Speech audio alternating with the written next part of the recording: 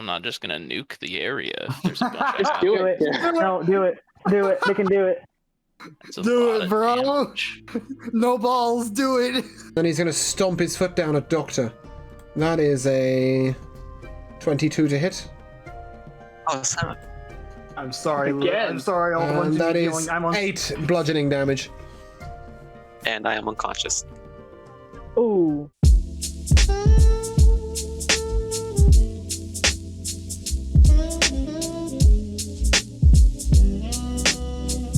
Good evening. Welcome along to Sogravia, The Last Bastion, Episode 4. This is our Good Party campaign where we attempt to save the last bastion that is Sogravia and prevent it from falling. And we're going to try something out new today, which you guys aren't used to. I'm going to introduce you by your name, and you're going to introduce your character. So playing with us today, we have Evan. Hello, my name is Evan. I shall be playing Gideon Dawnstar, the ASMR Life Cleric. We have Akai. Hi, I'm Akai. I'm playing Val, the Blade Singer. We have Slicer. Hi, I'm Slicer, and I am playing Doctor, the Warforged Paladin. Fantastic. We have Lieutenant Corsair. Oh, that's me. Hi, playing as Edward. And we have Darth. Hi, I'm Darth. I'm playing Glacius Frostborn, Dragonborn Barbarian. Fantastic. We do not have Starling. Please ignore that picture. I was desperately trying to find it to get rid of it. And what I seem Wait, to have where's done Doctor's is to name? delete Doctor's name. Yeah, I don't even know how that happened. There we go. We are having That's major all. issues because the first time I booted up Streamlabs half an hour in advance, I made all these changes and then it just collapsed. They brought it back. So, for a recap of last session we found Baylor Whisperdown attacking the town. He took out Halgren, who is the local forester, who you were trying to return an axe to. He was dead upon the floor. However, luckily, our local magicians were able to stall for time and keep him suspended in a bubble while you went out to find the King's Thistle. When you were seeking the King's Thistle, you took Torgar with you and you fought a frost giant. You killed it, giving you the ability to return its head for the bounty, and also finding the King's Thistle in the process, restoring Hargren to full life. He gave you the cloak of protection that he has been wearing for so long in return as a thank you. Did we do anything else majorly exciting last session? I chopped his axe into his table. Yeah, no, I mean, like, we didn't do anything that, like, is influential on today, did we? We talked to Amon. We did talk to Amon. You did meet Amon. That was last session, wasn't it? Bloody hell, time goes strangely. Gave us I a boon. thought it was a session ago. Yes. He gave each of you a boon or bounty, or gift. Some of you, this had personal meaning. Val, you had a letter from your mother. Edward had a locket of his original parents. Gideon was given the necklace of his own heritage. And Doctor was told the location of his sister. We also received various nice little pretties. Glacius, I don't think you had anything specifically personal, did you? Your parents were unable to be found.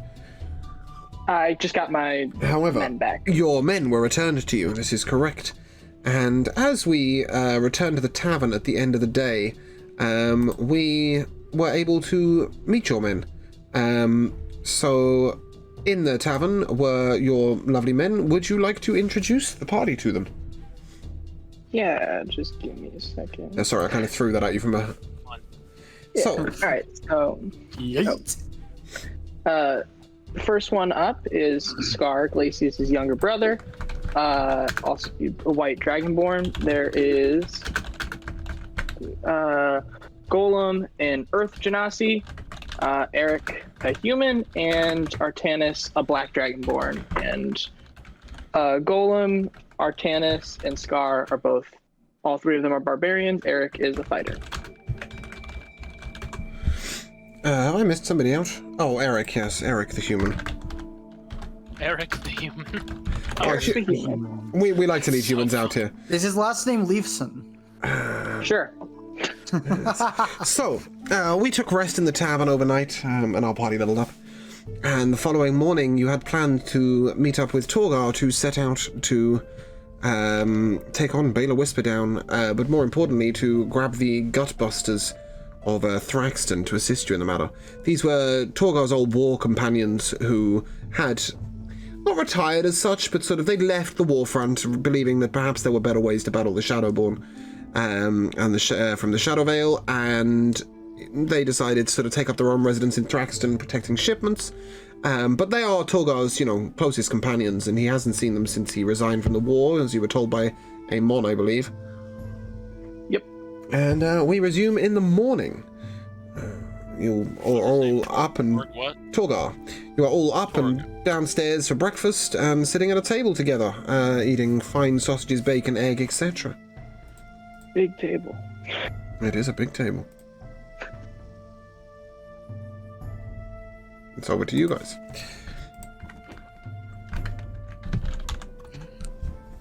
So what way is the city we have to go to? I'm sorry. So, you are currently in Vahania down here, or Vanhania down here, and slightly up into the mountains is Thraxton. It is an old dwarven mining town.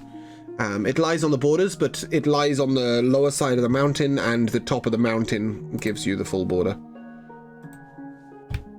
Cool. Is there anything we want to do before we leave? I think we have another dozen or so side quests we could take care of. I mean, Question. I think one is more important than the other. Do you? I don't know. Real quick. Yep. What would it be like the temperature or climate over in Thraxton? Cold. Sort of. It is cold halfway up the mountain. However, if you were to descend into Thraxton, the dwarven town, you would be perfectly warm. It is underground. Okay, I'm just wondering if we should get some Winter clothes. wares. Yeah, some more wintry. Armor and a cloak would be plenty warm enough if you had vestments underneath your armor. All right, cool. Or you just be Excuse me. like Dragonborn. I want to know, do we mind if we take a visit to Jastern before or after we get the dwarves? Justern would be an 8-day travel. Is it in the opposite direction, the same direction? It's north of us. I mean, technically, you could. You wouldn't go that way. You just wouldn't. You'd make passage across. You could, of course, inquire if there is any mages who are willing to facilitate faster travel. But we can talk to Amon about it after we finish with Whisperdown. Sure. That's fine. Are there any giants with a really good arm in the area? No, there is not. All right, we are leaving. We could find a giant bandit. A bio catapult. That's right. Now you're What is our thinking deal with colleagues. giants? We could try. What do you want? We just mentioned Jastern. He meant pre-session. yeah. Anyway. Sorry, they're referring to a chat elsewhere. No, Yeah. it was just in typing chat. Not one person mentioned wanting to fuck off to a capital. Yeah, would be good to hold off for that for a little while, if possible. But if you end up there, we'll just credit as we go. Anybody want to go be a pirate instead? No? All Yeah. right. No. That is prep, yet. so if you want to go pirate, be my fucking guest. It's a 15-day walk to the coast, and you will require the whole session to get there. I got some Fair enough. revenge I gotta go get, so sorry. We could make like the Romans and try and attack the sea. Oh my I don't god. think that helps us very much. I think we should just go kill Whisperdown. Funny enough, Yeah, didn't let's help go. the Romans either. Yeah, right, Whisperdown seems the best bet. Yes, you were told that Amon had located people overseas. As they weren't necessarily the last few Aasimar. This was another colony of Aasimar. Oh, I see. Jeez. Cool. That's pretty cool. I was just trying to make sure because I was trying to remember. Did they say they were around here or did they say they were somewhere else? I don't remember. I believe the land was called Eldessa. Really, that's really that. cool if they were in a. It is a floating city, just long way west of Listras, the nation Okay, that you're in. please tell me they're all hiding out in a floating city, because that would be No, dope. no, I think they're just chilling. They're just living their normal lives, unaffected by Shadowvet, and So not caring they're, the slightest. west. Very, very far west, as in another continent west. Maybe after Gideon frees Sogravia, he'll go and start a family there. Anyways, presuming he'll live this. Yeah. So should we look for travel immediately, or do we want to try and get a few side quests done in town before? I think we should just go. Realistically, Okay. we should probably go. I'm let's fine with just going. go. I'm just. Can I just take a moment? Completely out of character. What fucking side quests have you guys managed to find that I don't have? I think he was just saying out loud. I don't think we actually have 10 side we can quests go we have to find finish. some more. Oh, okay, Other right, than right. the Else giant side and the- quests. You've Other than mean, giant you've turned in your giant's head. Yeah, but We like saw we if- can come up with our own side quests, and you know, Sure, be my guest, Well, but no. like the rogue could go rob everybody. as far as I know, you didn't find Penny's sister. No, You didn't find Heather's that sister was Penny. One thing that was. And you have one bounty left, maybe two. Sleck. Yeah, we haven't found Slick. I was We just have gonna one. mention that. Oh no, yeah, we do have select to get. Yeah, Never mind. okay, cool. So there are like a couple of little things hanging around, but there's nothing like. Yeah, okay, cool. Huge. There's nothing Yeah. majorly outstanding that I've just gone with. Right, okay, cool. Do we want to pull Yeah. a Skyrim and just go back and complete the side quests after? No, we and I was complete just the about to main say that. I don't think storyline? we need to any percent or 100% run this game. Well, it said it was going to be impossible because the bounty board will always have 3 bounties to complete, so we'll never 100%. We got at complete. least 3 more sub quests. No, we Let- sit here let's till just- level 20. How about how about we just make a collective group decision, and I just veto everyone else's opinion, and let's just say we go. Let's try and find Yeah. some some passage to. Yeah, I think we're just gonna travel. I think we're all on the same page Yeah. about that. As much Yeah, as we cool. like Yeah, we're all joking going to around. travel. We should find some way Sure. to travel. It's only 2 days. It's only a 2-day walk. It is 2 days by horse, not 2 days by foot. Oh, it's 2 days by. Oh fuck. Yes. We need Yeah, to we're get, getting horses. acquire some mounts. Well, So and we I've could got to get get a horses. carriage. You know, If we can, we might be able to get a horse and some carriage. That way, we don't have Is to it- constantly. is it by road or is it by like? Is there a road there? Or is You it like you would through the know this. woods? Yes, there is definitely a road there. Sweet. yeah. The metal is supplied to Vanhania for the war efforts directly from Thraxton. That is the reason that the road exists, and there are caravans that go there regularly. You would know that as well. And anything else you wanted to know, you should probably ask the bartender, Since as I'm opposed to the traveling voice in your with party, head. We can get a carriage, and the horses are optional. If you catch my drift. Yes. If you get a horse, Sure. and Who would maybe have a car. carriage? Well, actually, is We'll anybody in this buy town one. selling a carriage? There's someone selling can a ask. car, as I recall. That's That's the bartender. Yes, you can. Yes. Go up to the bartender.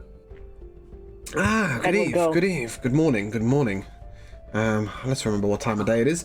Yes, good morning. What can I do for you? Was your breakfast good? Quite delightful. Thank you. I've been wondering if I could inquire about if there's someone around who's selling a carriage, perhaps even some horses. Wishing to purchase a carriage. Not normally the sort of thing we would sell in this town. You might ask down at the stables, see if they've got anything spare. Certainly I know a sort of standard cart you could get from your local general store, but as for a carriage itself, like sort of a full-on travelling carriage, you're thinking, you might possibly ask Sylveston down at the stables. He might have something available. Certainly if you wish to purchase mounts for the carriage, you would be able to purchase them at Sylveston's at the stables. Gal knows a bit of everything, sort of has a bit of everything. She might have a cart hanging around.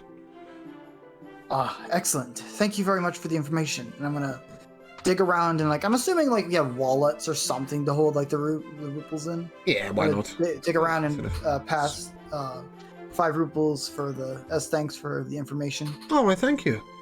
Thank you. Certainly. Oh. All right. I'm gonna go back to the group and let them know of this information. Alright. Cool. Going. Looks like we'll be going by foot then. Well, we can't always just get horses. Yeah. Yeah. It would cost some, but I mean, I believe if you I get there know faster and thus horses. save What'd you say, Doctor? I'm sorry. I Sorry. believe I know of some horses. A couple, maybe. Oh? You Pray know tell. I some know this horses? probably wasn't intended, but that sounded really sus, and I don't know how to feel about it. I happen to know some horses. Oh no. I'm gonna look at Doctor and say, "Pray tell." It's part of my practice spellcasting. Silverstone. Okay, that's where we're headed. It takes me a bit, but I get some horses. Hmm. Could you get enough for all of us? Yeah, So Doesn't it's seem to be actually carried. Thraxton is the dwarven town. Okay, so we're going to Thraxton then. Yes. Yeah, So I remember that. In all fairness, you are going to have to literally walk through the stables to get out the main gate. So you might as well ask, and also, you know, Yalna may well sell a carriage, cart, etc. okay, so I do have something that I did want to just add here, guys. The reason I was like, hey, why don't we just head out, is because as Slicer86 parentheses doctor end parentheses put just so eloquently, he's a paladin and can cast Find Steed, and we have a ring of spell storing, so we can all just get a steed. But Yeah.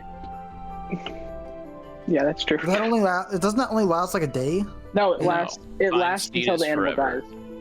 yeah, Oh. it's like okay. Find Familiar, yeah, but a steed. Oh. How many can we Well, make? What was the question? I couldn't hear you very well. I'm sorry. Yeah. How many can you make?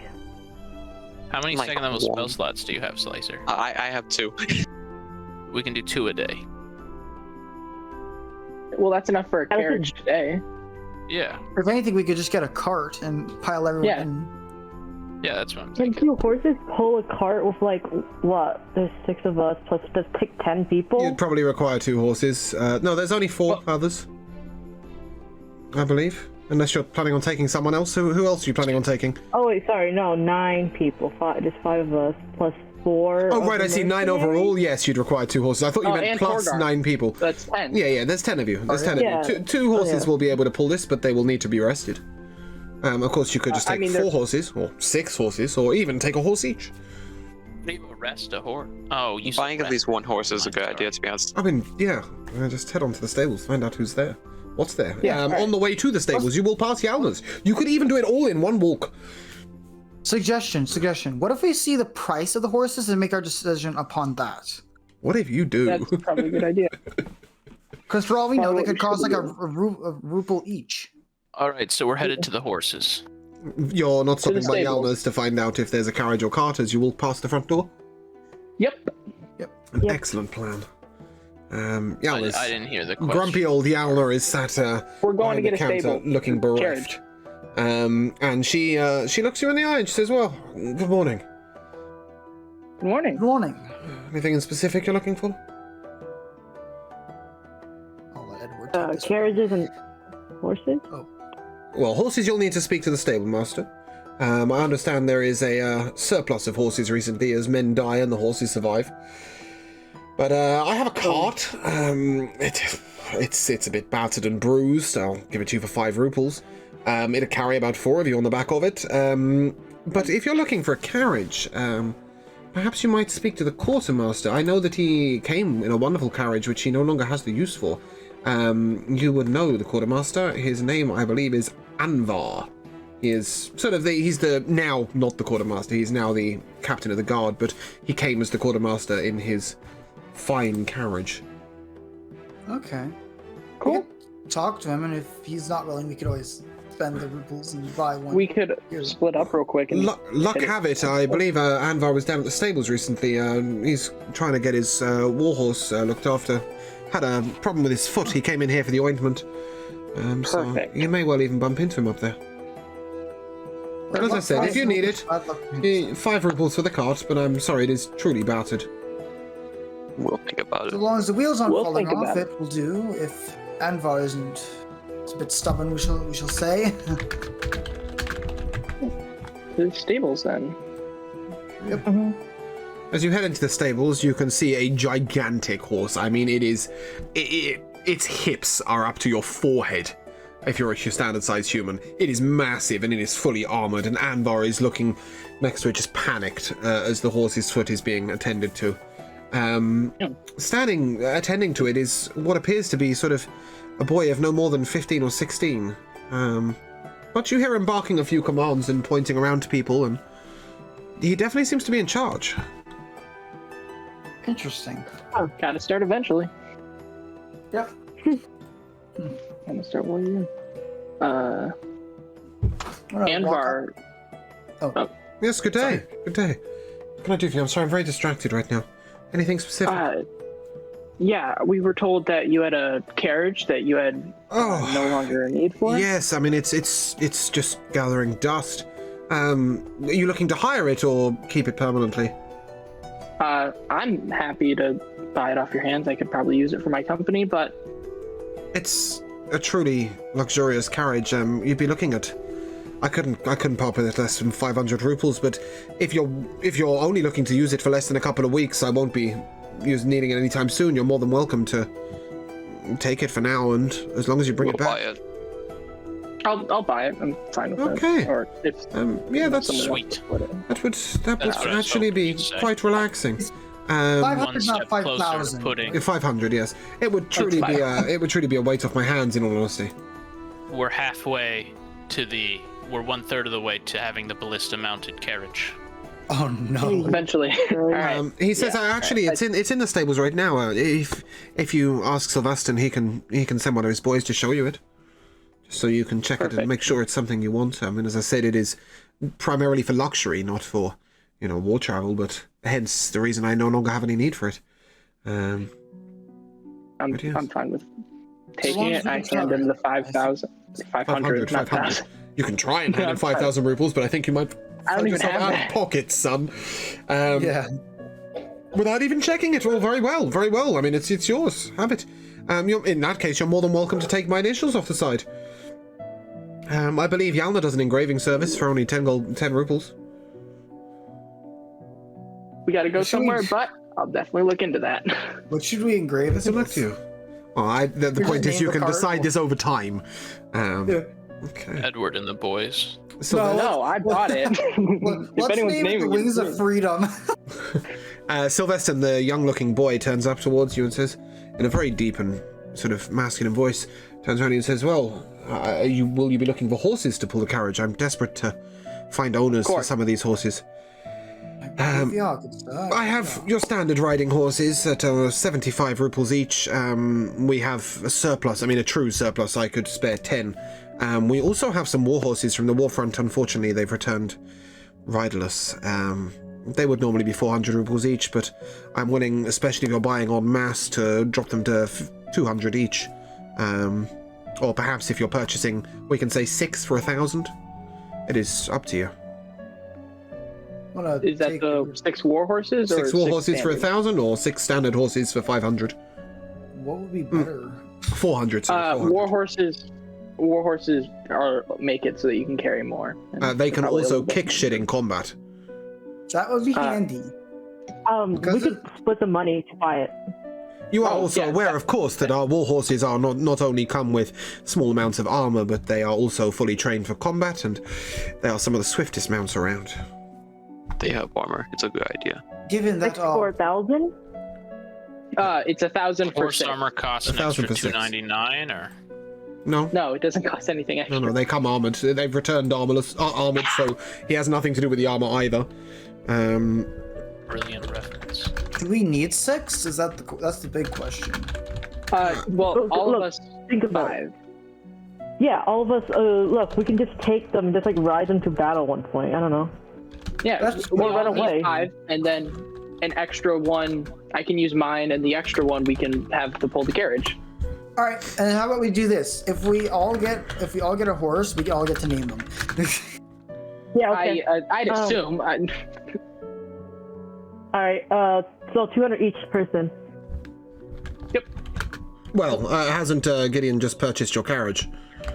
That's true. Let's just split between 4 then. I $250 Did I purchased just per it. person. no, I didn't purchase the carriage. I think Glacius that's purchased Oh, sorry, it. was that Glacius that purchased the carriage? Yes, Carriage. I purchased. Of course. So So, shall we all do 250. like, should we all pitch in for a horse then? Yeah, Okay, how about- so We'll pitch in for Well. 6 horses. Okay, so it's 250 each from the four of you. Excuse me. And Glacius purchases the carriage for 500. All right. Well, I was gonna say, why don't we add up all of it, because we're all gonna be using all of it, and then just. Because he's already paid. I've already paid for Yeah. it because I was like, oh, he doesn't need the carriage. I'll use it. I can use it for my company then. But Thought you might. that's why I bought it. I'm still Okay, fine so- with pitching in for the horses if you want it. Yeah, Needed. 250 then. 250 for 4 people to pitch in for horses. Yeah. Okay, so we bought the horses. Right. Yep. Sweet. Fabulous. He shows you the 6 fine armored mounts within their stands. All of them are pure black. Black hair, black long tails, beautifully groomed, fabulous shining silver armor, saddlebags either side. Yes. Awesome. Well, okay. And also, can you show me to the carriage? Of course, I'll have my stable boy show you. Harry, and this little tiny youth comes forth. It's very strange. This entire stable seems to be run by children. But you notice that Sylvester has the ears of the Elvish, as does Harry. Perhaps something's going on here. But anyway, he gestures Harry over and says, "Show them to Anvar's carriage, please." And he leads you down the path past your fine horses to the end of the stables, which is looking a little less well kept, but shining in front of you is a fine carriage.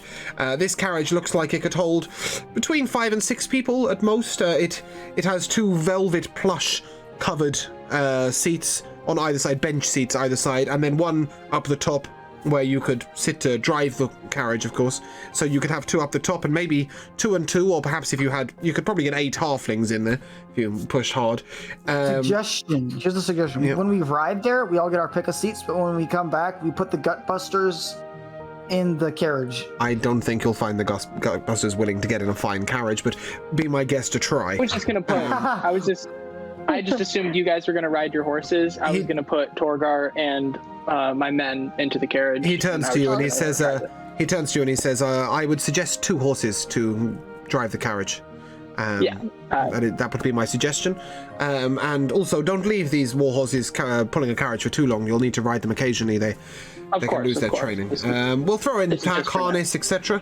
A little bit of barding, and yes, you might notice here, and he points to the sort of inlay over the side of the carriage and to the letters. He says, "This truly is pure gold. You've made yourself quite a bargain. The scarcity of gold these days. Also, watch that horse there," and he points to the nearest of the 6 horses, and he says, "That one bites." As you are walking back, you see what appears to be a sort of very strange-looking, almost like a boar, but wider and with longer legs. And it's sort of, there's smoke coming out of its nose. Oh, a fire-breathing horse. Interesting. No, it's a pig. It's a pig, darling. It's a boar. Yes, It's a boar, not a horse. If it was a horse, I would totally take it. Yes. It was a whore. It's a horse. That's even yes, a scarier. whore Okay? with smoke coming out of her nose. For God's sake. I didn't say it was a she. We'll find out. I pick out. Nice. I grab my horse and then the extra horse, and I just kind of or start ordering my men, and we start getting the carriage ready to move out. Question. Is Yeah. there a white horse? Nope. 6 black horses. All armoured. Every single horse appears to be near identical here. They are clearly bred God. for war and Prestidigitation. nothing else. How are we going to differentiate them? Just see which one We can bites figure you and something out. remember it. They're not identical. They're just, bred the same way. Each one would have the same black hair, the same. But some of them are taller, some of them are slightly shorter, some of them are slightly wider, some of them have a nasty grin on their face. Like some of them have fine eyelashes. It is up to you exactly how your horse looks, but It's in general, clear that they they're all just came black. from the same breed, right? Pretty much, yes. They've all been bred the same way, apart from the pig over there. No one knows what's going on with that. The pig is You just do, there. however, while you're asking about white horses, you do notice one fine white horse with hair of almost silver that is stabled at the very end of the stables closest to the door. A shadow fax. Anyway, yeah, okay. I'll just pick one that looks like it can hold my weight, and bring it around.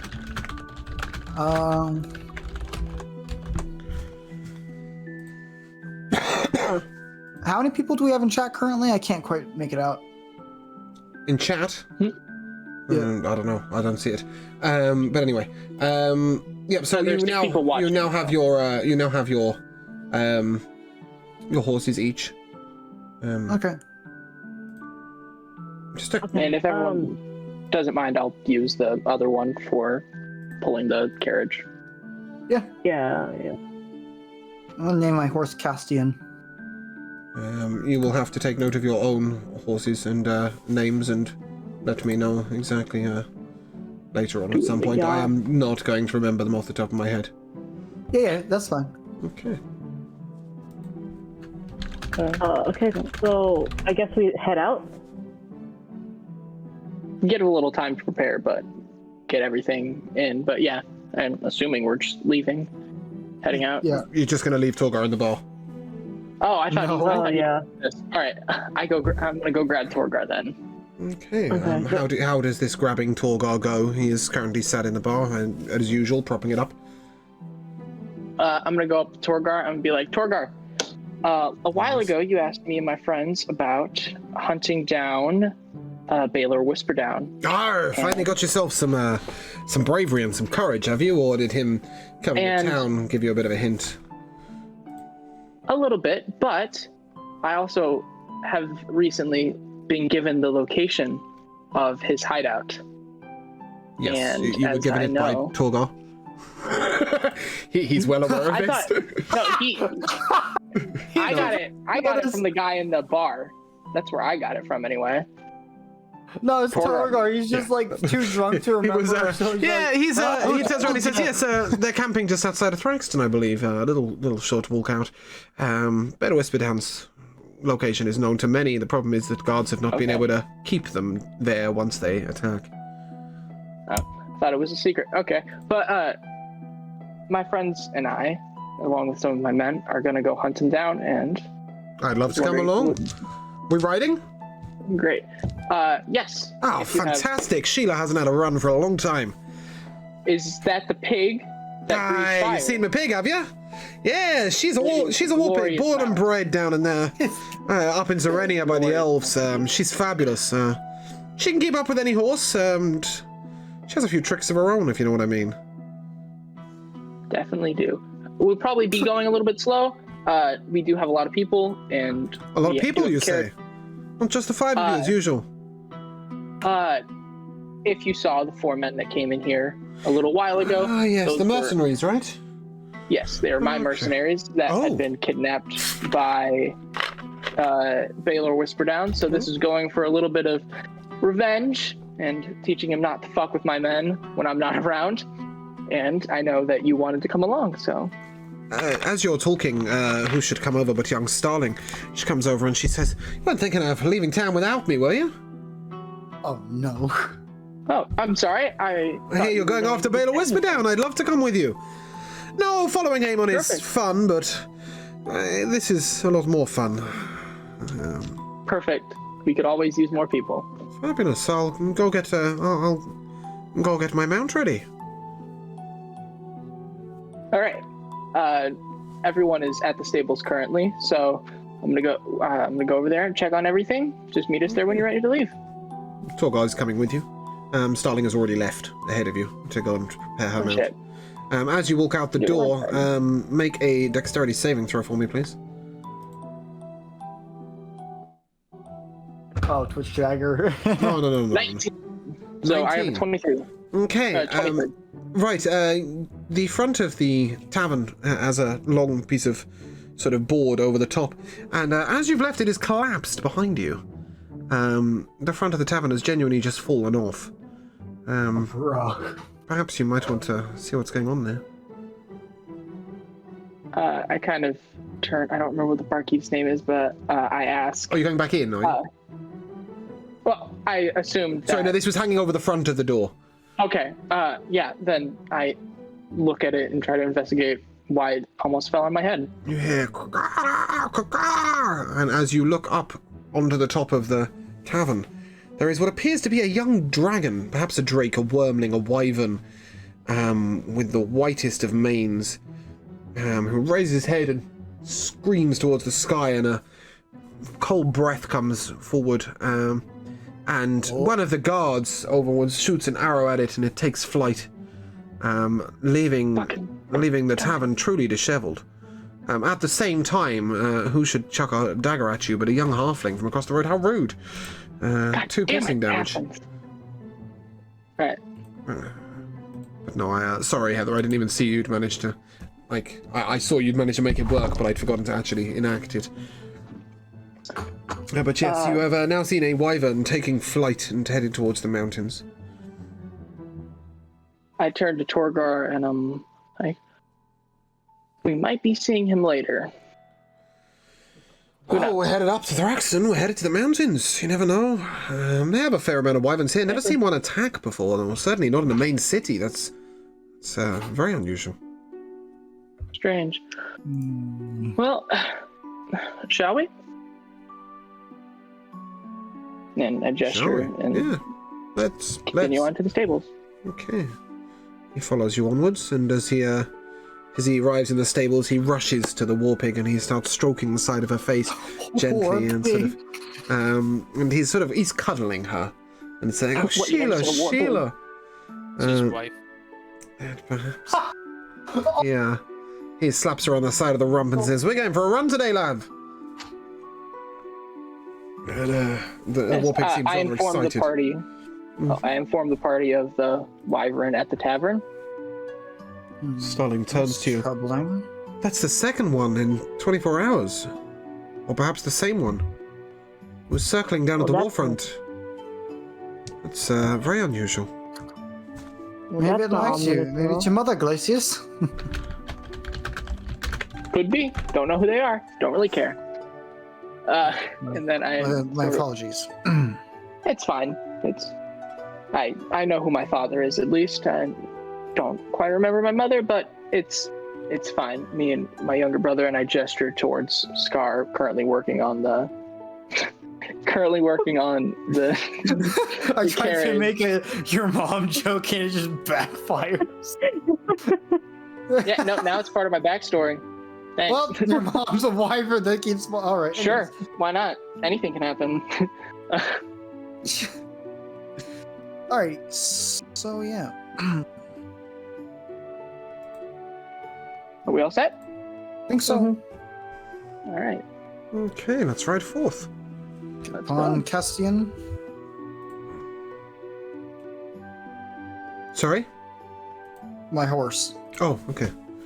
Yeah, so which horse is getting... What? Oh, you had a 6th horse, didn't you? 6 horse and then the one I bought for me are currently carrying the carriage. Okay, cool. So you, are you gonna drive the carriage? Yes. Okay, fantastic. And then, the others are all riding their own horses, and your party are in the back of it. You proceed down the road, and, I'm not welcomed on the carriage, to be clear. Are you not? You're not? No, I'm asking. Am I welcome? Oh, You can fit between 4 Everyone. and 5 people in there, so, you'd have to let somebody else ride your horse for this to work. Yeah, someone else can ride. I figure someone else can ride the horse. Or we can just make it just pull the carriage. I'm having the carriage. It just has my men in it, and since all of you guys got horses, I just assumed you'd be riding them. Okay, well, let's say instead that Glacius and Edward's character's horses are driving the carriage, are pulling the carriage. One spare horse has been handed to one of your men, and perhaps Eric, he seems the ridey kind of guy. And Edward is able to converse with the three of them in the carriage. But it's fair to say you're setting a fairly glacial pace, correct? You're not sprinting or galloping down the road. So you're able to converse as you travel. It is currently about 11:30, 12 o'clock. And Torgar's tucking into lunch while riding Sheila. It appears a very bumpy ride, but he seems okay. Starling is mounted upon the fine white horse that you saw earlier. It appears way above her station. It is clearly a very nobleman's horse. I'm not gonna say anything, but I'm gonna just think to myself, that's probably not hers. Khaleesi's just gonna he's gonna be like, "Where'd you get the horse from?" It's a lot nicer than anything I was able to see in the stables. Actually, a crazy story, should you ask. This horse was given to me by King Naris himself. Huh. And when I say given, I truly do mean given. Believe it or not, I did not steal it. It's one of the few things I didn't. Saddlebags and the saddle and everything else you pretty much see is stolen, but the horse was given to me by Naris himself. I helped his wife out of a truly tight spot once. She was attacked by bandits on the road.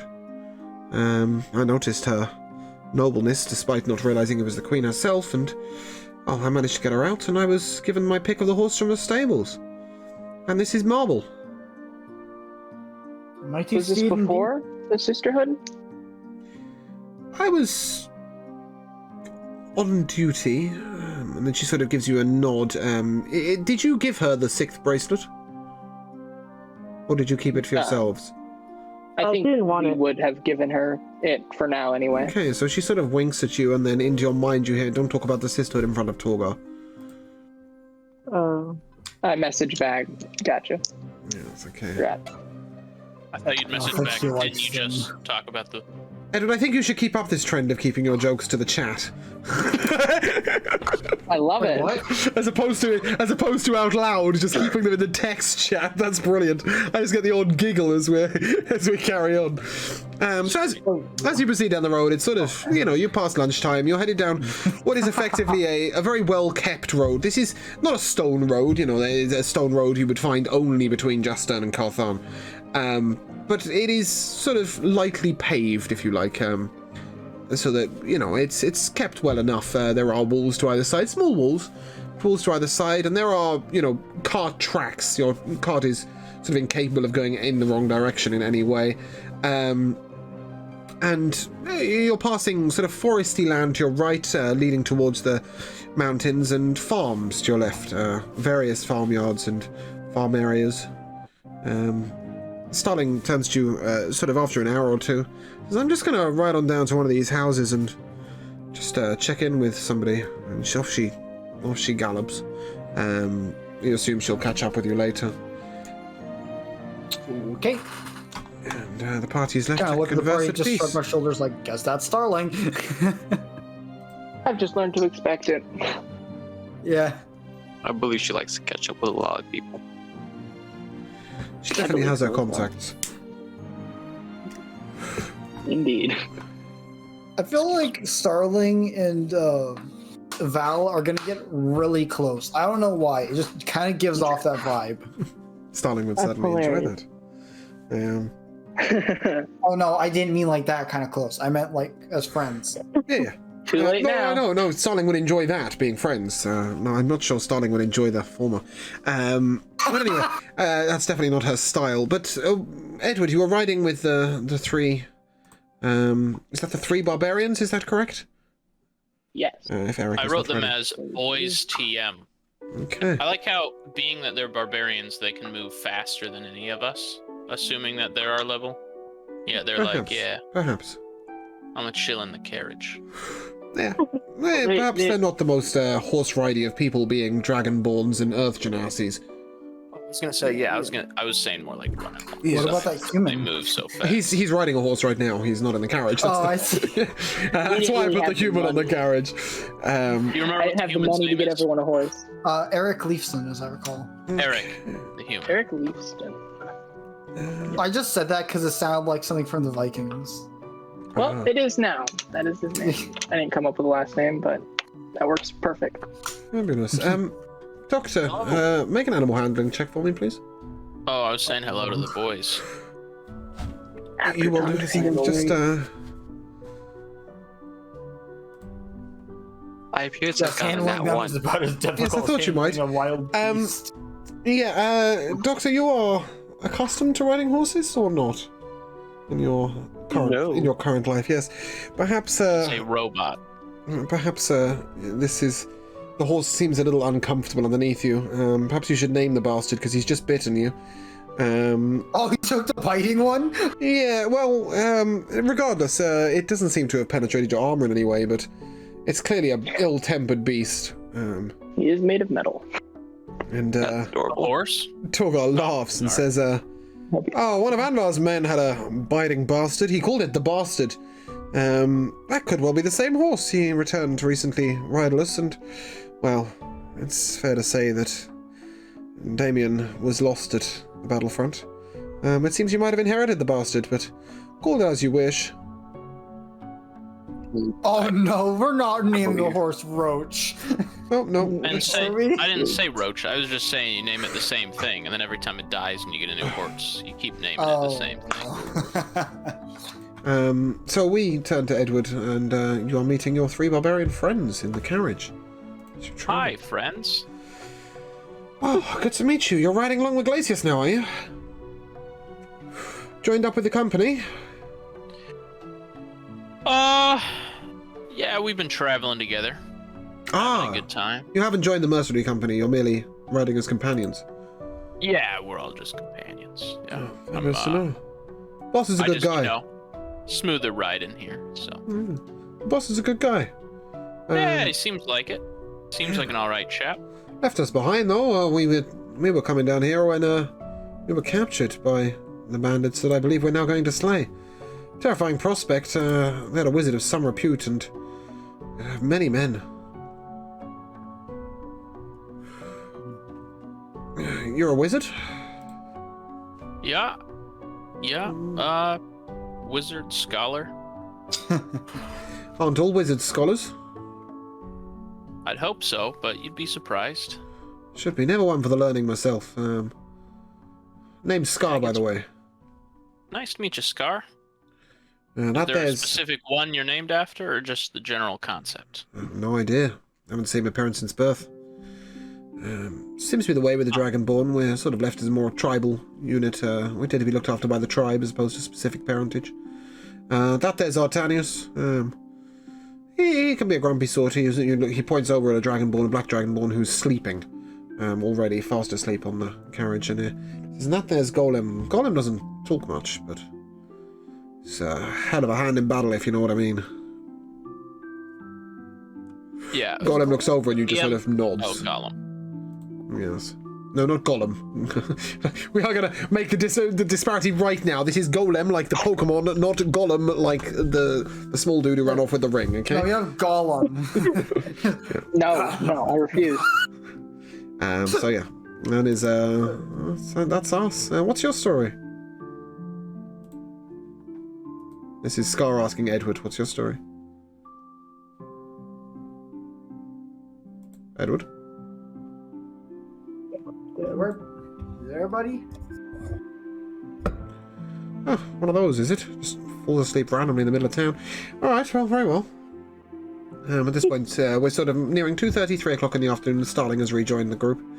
I'm very sorry, I just, young farmer lass down there, her husband recently died at war and, well, you know, I'd like to look in on them. It's a great pity. I'm so sorry. What was the fourth one's name? I got Eric the human, Scar the brother, Gollum, another of the group. This is Golem, yes, and the last one is,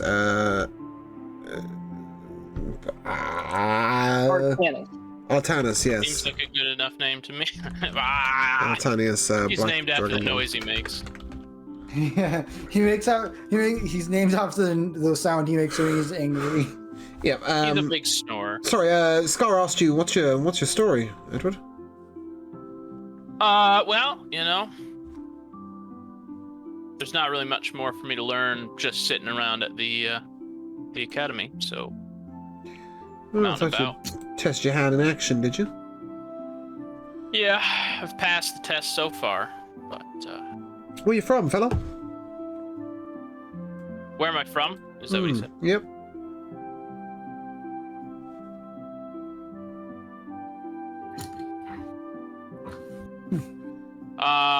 Sorry, I got into a mini fight on my notes. I won. No, oh, you're good. Don't worry about it. I can't remember the name of the mage. Carthan, I'm kind of circling it over and over again on the map for you. Carthan.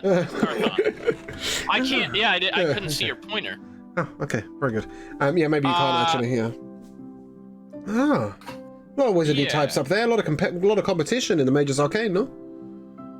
Yeah, you know, you can only win so many times. So it's off to travel and gather what information, stories, and experience I can. Very good. Very good. Oh, glad to know. Glad to know. The town, the small farmer's town down to the left is Jorvasta. This is where Salim asked you to sort of look in and give them some love. At some we have to point, go there so, anyway. Yeah. perhaps you might do this on your way back. Just a reminder. Yeah. Completely forgot about that. Yeah. Yes. Well, Salim was eclipsed by Amon, right? As you head on over across the town, you see a small party of goblins coming down from the mountains. I'm really sorry, I'm echoing off somebody. Edward, I believe that's you. You see a small party of goblins coming down from the mountains to your east. And they appear to be carrying something very heavy. They're headed towards the road. Are they okay? There's 6 of them, but they've got something like almost on their shoulders, as if they were coffin bearing, but they're not coffin bearing. Oh, Is there a specific soundtrack that's following them? One that we all would happen to know that has to do with coffin bearers? No. no. Then it's definitely not a coffin. But they are carrying something heavy on their shoulders. Okay. You How can't far are make they it out from from us? here. 180 foot?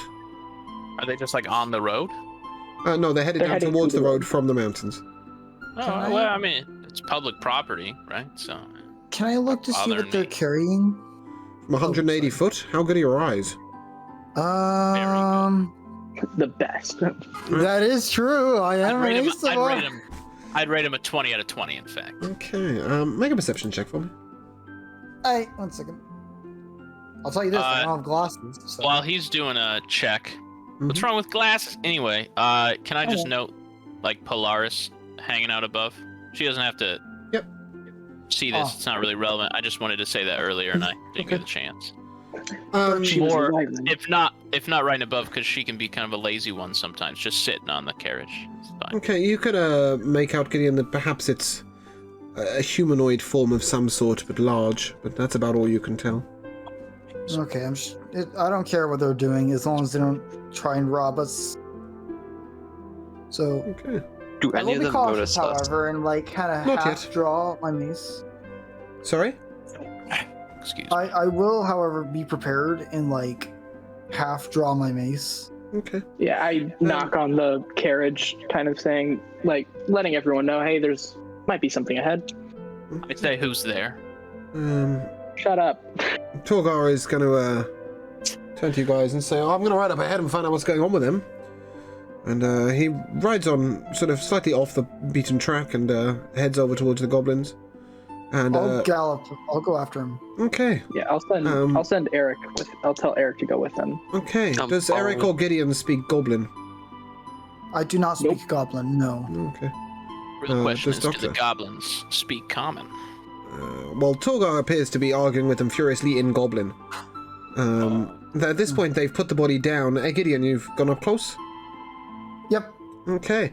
You see that what they were carrying and what they've now laid down is the body of an ogre. It appears to be dead. Oh. Yeah, but does it have a Oh, bounty on it? No. We're not stealing their bounty. We're not that. Well, they probably asshole. can't turn it in. They'd probably be attacked trying to go in town. Suddenly, because you don't really understand what's going on, suddenly without warning, one of them fires a crossbow at Torgar. He sort of sidesteps it and he's charging on in with his axe. Is Torgar Oh, God, currently it's on a a fight. pig or not? He's riding his war pig. Okay. He's running it's it on the funnier pig. If he's if he's getting shot at while on a pig, right? So I'm going to quickly dismount, summon my spiritual weapon, and attack the one that. Then you, sir, are going to roll initiative. Okay. As can I the guess rest we're all of you. joining. Yeah, it's fair to say you can all join Oh, nice! An 8. in. Okay, just hold your rolls for me for 2 seconds, please. Oh, okay. right, spam the rolls. Spam up. No, I'm I mean, you can spam as much as you like, just don't tell me what they are yet. because I've just had to remove Graynor from your. Oh, what's happened there? I've just had to remove Graynor from your group. That's all. Oof. Big sad.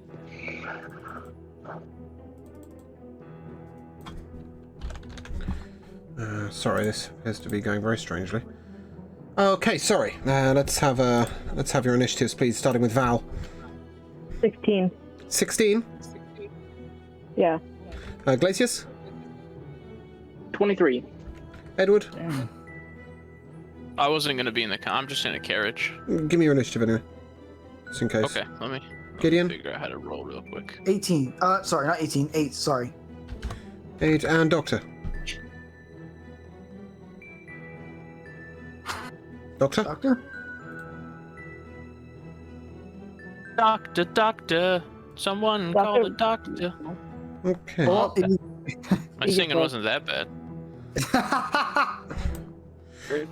We'll say Doctor's hanging back, protecting the carriage for The now. doctor. What's up? I got 4.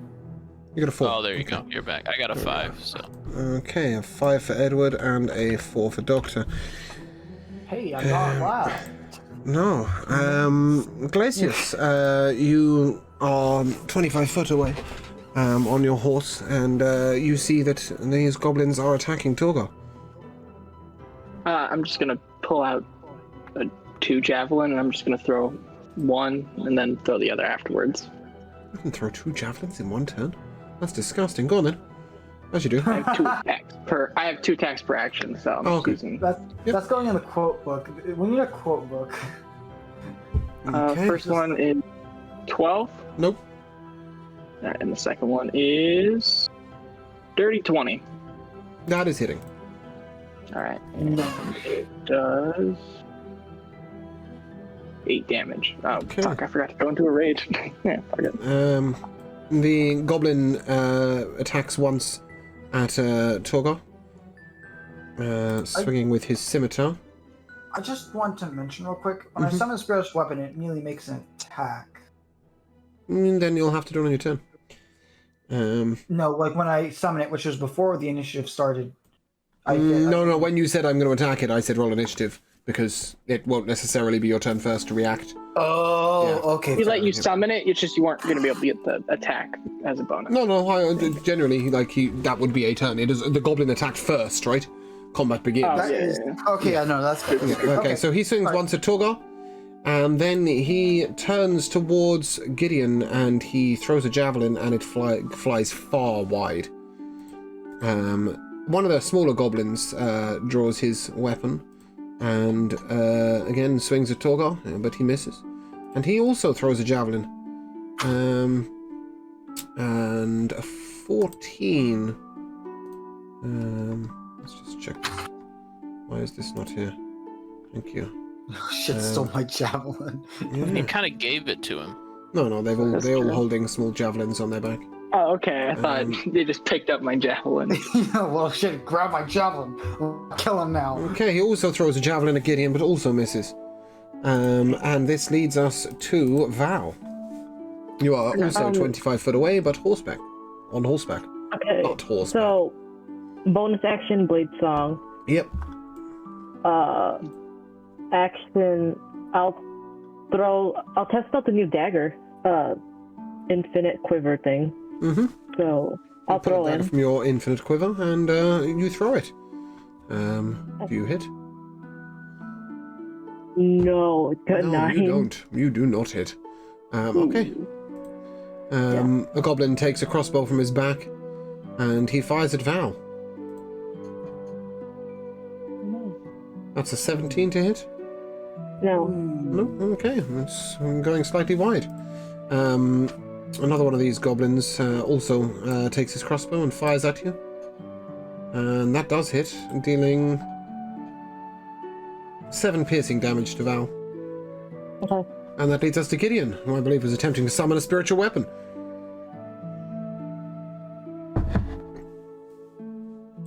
Gideon. Evan. Oh, sorry, is that me? Yes, oh, that's you. sorry. I believe your character's I'm called Gideon. spaced out. I'm sorry. That's fine. Wait, is my mic backwards again? Okay, yeah, it is. Sorry. There we go. Okay, so, spiritual weapon attack. First off, Summon it first. it is already summoned. He said it wasn't. No, so I said you're like trying your to- action of joining in the attack. Oh, the goblin it's- attacks first, so you are later in the combat. Okay, so yeah, no, then, yeah. then, yeah, I would be able to make an attack with spiritual weapon Okay. as a bonus action. Yep. Oh, that's a 26, 19 plus 7. Okay. Yeah, Roll I for think damage. that hits. Roll damage. Okay. maybe. And that'll be a whopping 7. Your golden illuminated sword comes down upon the back of the goblin's head and decapitates it. Alright, I'm gonna move on. Actually, I'm going to actually do something I haven't actually done yet. Hmm. I'm gonna activate my wings and fly up a bit. Okay. Off your horse. You're flying Yep. off the horse, yeah. Okay, fantastic. My horse. Your horse grows wings too. Flies up with you. I'm gonna like look down at them and say, "You've messed with the wrong travelers. Now leave." Make an intimidation check for me.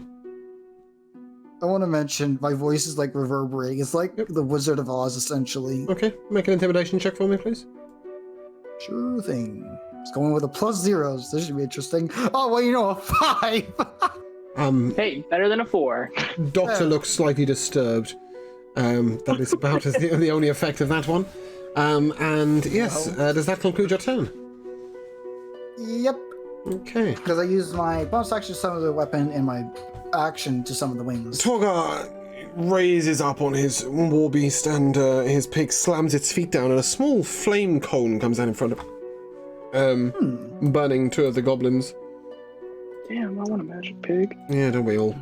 And then a goblin, that one of the 6, but appearing to be quite finely armoured, takes what appears to be a rod of some sort, of various metal, and he plunges it into the back of the ogre's neck.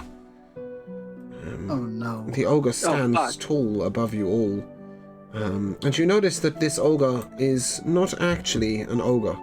It appears to be mechanical in some way. Oh. You see metal arms and sort of what you had thought was armor actually appears to be its body, but its face is a good depiction of an ogre. Interesting. Well, it's still dying, but You do see, however, that one of its legs appears to be faulty, perhaps the reason why they were carrying it. And it stands tall above you, and that brings us to Edward, who is currently sitting in a carriage, but can hear the sounds of battle nearby. Peek out and see that it's like 3-4 goblins. 1, 2, 3, 4, 5, 6 stand alive, and the ogre contraption. Yeah, I mean that seems fine. They got Take big it. points. just goes back to sipping tea. You Right. Yeah, I'm coward. just gonna Okay. keep to mine. Doctor, that comes us to you. Brings us to you. I was like, hey, if I'm keeping to the wagon and your friends are keeping to the wagon, doesn't that make your friends cowards too, though? Like, I assumed that they got out. They but did get out. I didn't. Yeah. well, I didn't see their turns in initiative, did you? No, I'm just... I Doctor, don't see an initiative. Doctor, You that brings them to you. Cast work on the machine and Sorry, Slicer, your microphone's doing something very strange. We don't hear you properly.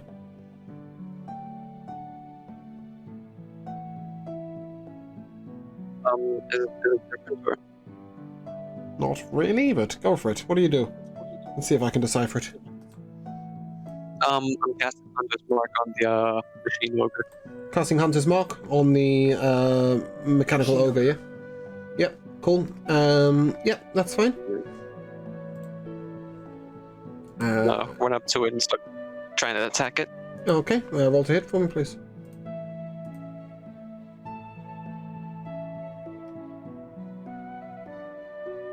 That does not I hit. had rolled. That does not hit. Alright, Glacius, at this point your 4 men are arriving at the scene, but they are slightly behind you. They come into range, but that is about it. And that brings us back to you. gonna do what I should have done before. I'm gonna go into a rage. Arr! And yar. And then I'm gonna get up off the carriage and begin to move off, but I'm just gonna throw two more javelins at the. I'm gonna throw it at the Warforged looking ogre. Okay. Roll to hit for me, please. First one's 21. That hits. Second one is also a 21. Okay, give me 2 damage rolls, please.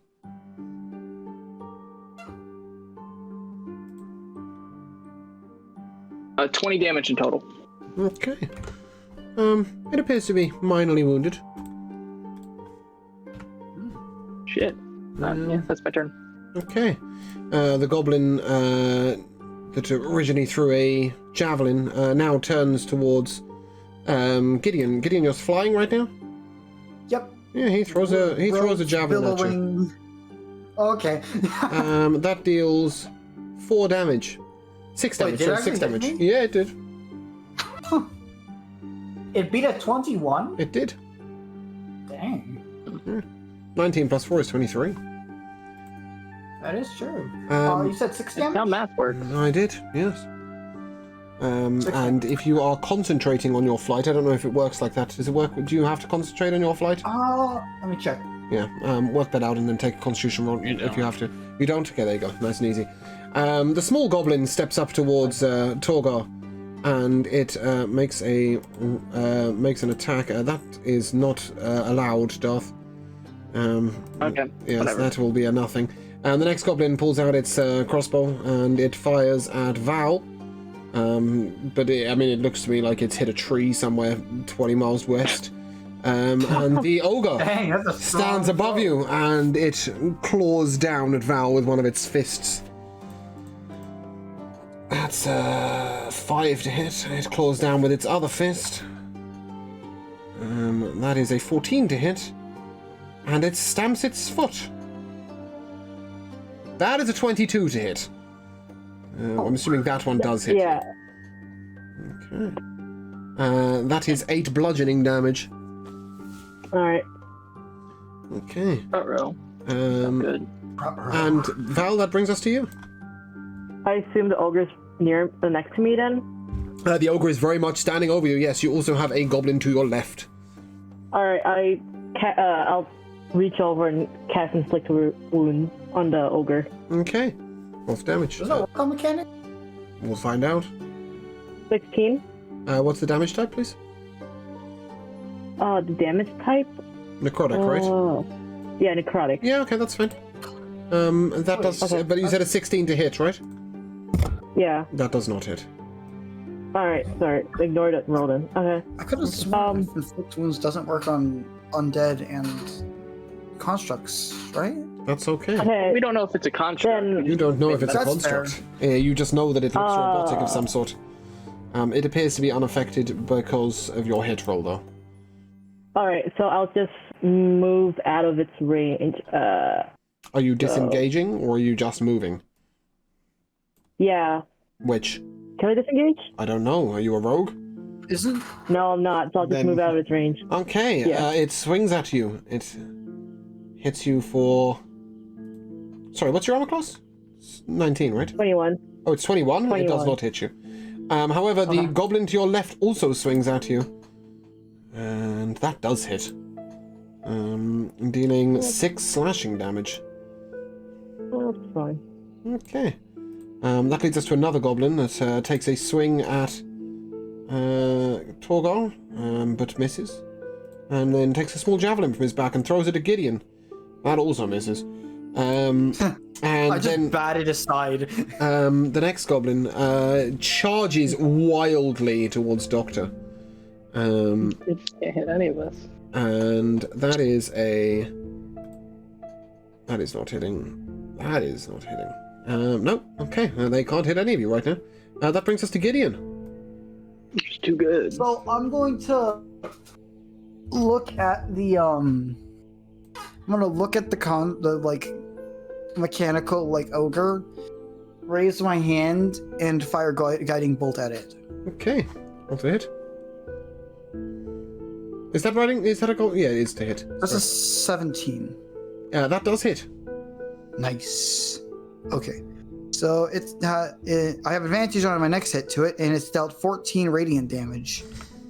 Okay, for the first time, this ogre seems slightly phased. I'm going to then use my bonus action to control spiritual weapon and fling it into its chest. Okay, roll to hit. That's a unnatural 20. That hits. A natural 20? Ooh. Unnatural. Oh, right, yeah, okay, cool. Dirty So- 20. And just for shits and giggles, let's see what else, because I do have advantage. Yeah, that's definitely hitting still. Okay. Roll damage. So it's dealt 12 force damage as I hit it in the face. I'm assuming maybe damaging his faceplate with a guiding bolt, and while it's stumbling back, I fling the sword into its damaged leg. Okay. The leg appears to be slightly struggling to move. It appears that he can't actually move at all from where he's standing. Nice. Okay, and That's my turn. brings us on to our little goblin, who is going to fire his crossbow at Doctor. Doctor, your armor class is 20, is that correct? 22. 22. Oh, Jesus Christ, you guys are armored. Regardless, he's going to Yeah. bang you in the face. That is... Wait a minute. Yes? Did that one goblin did 6 damage to me, right? Mm-hmm. Wouldn't the amulet protect me from that though? You're not wrong. I forgot we slept at the end of last night. At the end of last session. Yes, your damage was prevented. Sorry. The golden light shone forth, creating a shield upon you. My mistake. Cool. Yes. Sorry. That was 3 damage to you, Doctor. Edward, you chilling in the cart? And I thought about doing things like casting fireball, but they're all grouped up, and I mean I'm keeping an eye Do on it. it with the bird in case things get really close. But it looks like it's mostly just mopping the floor with goblins.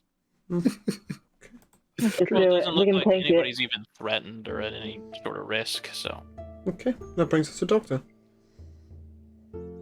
I'm just gonna swing twice at. Okay. Give me hit rolls, please.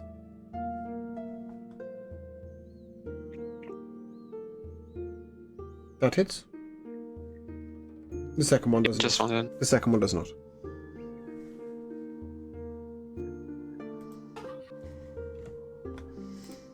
Okay. All right, so I'm gonna use this to smite the goal. Okay. Big guns. What else did you take again? Vengeance. Ooh, nice. Done 11 damage, yeah? Yep. Okay. He is looking like bits of him are a little wounded. At this point, Glacius, your men are with you. If at the end of your turn you would like to command them, I'm assuming that they just take a standard hit each turn. So with a standard weapon. So okay, your turn first. I am going to run up to the golem, and I'm gonna just swing twice with my great sword or great axe. Yep. That's a nat 1 That ain't hitting. for the first one. And that's a 12. That is also That not doesn't hitting. hit. No. Yeah. If so you'd like to just roll me that- 3 d20s to hit for me, for your 3 men.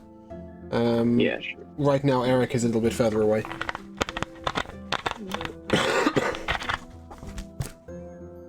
$19 for the first.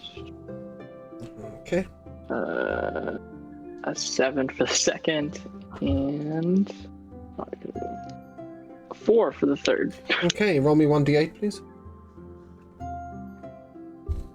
Was that a 4, yeah? Yeah, the last one was a 4, Okay. and that's 2 damage. Oh, that's 2 damage, so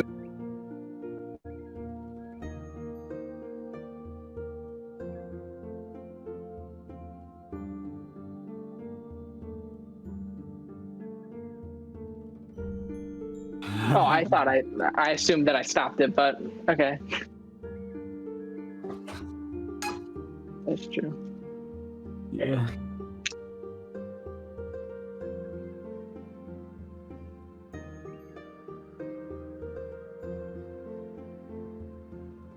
Yes, it does.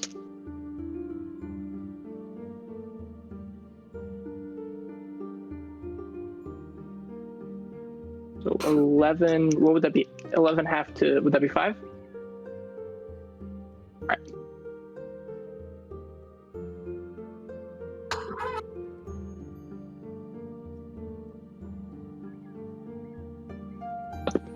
That just helped, actually.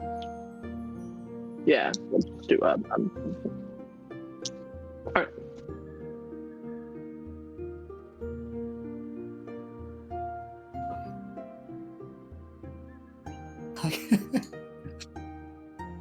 Nope. Oh. I mean, it totally just didn't get a spiritual weapon in the knee.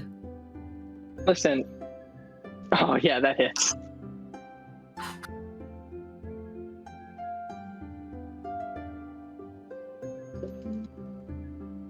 Right.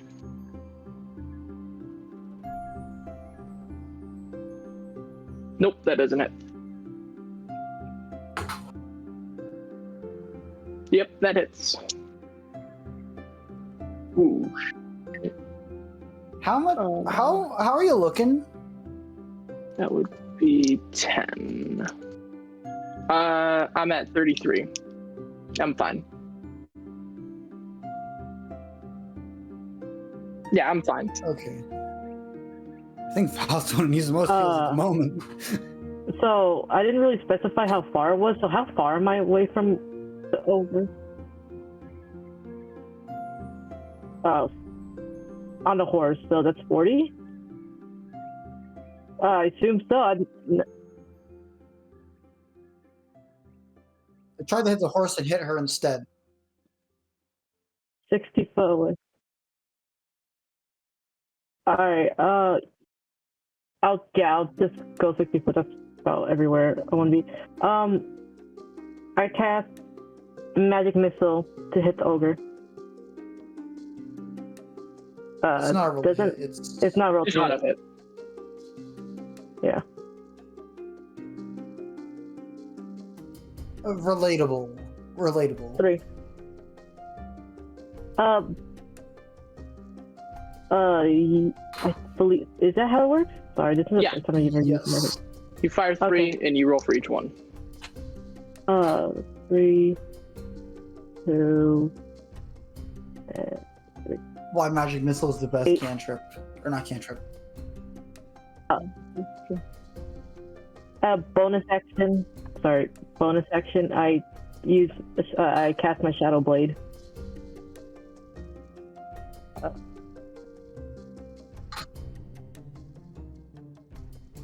Currently in the sky, about 30 feet up.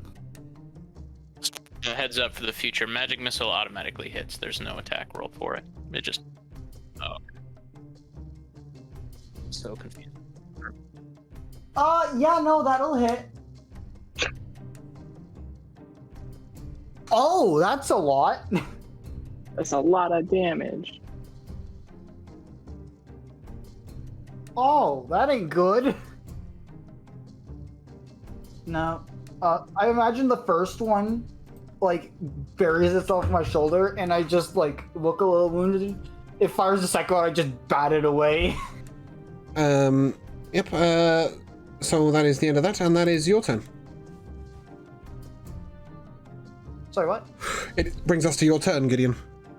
Oh, okay, well, fuck, the goblin shot me. I'm gonna send a spiritual weapon up his ass.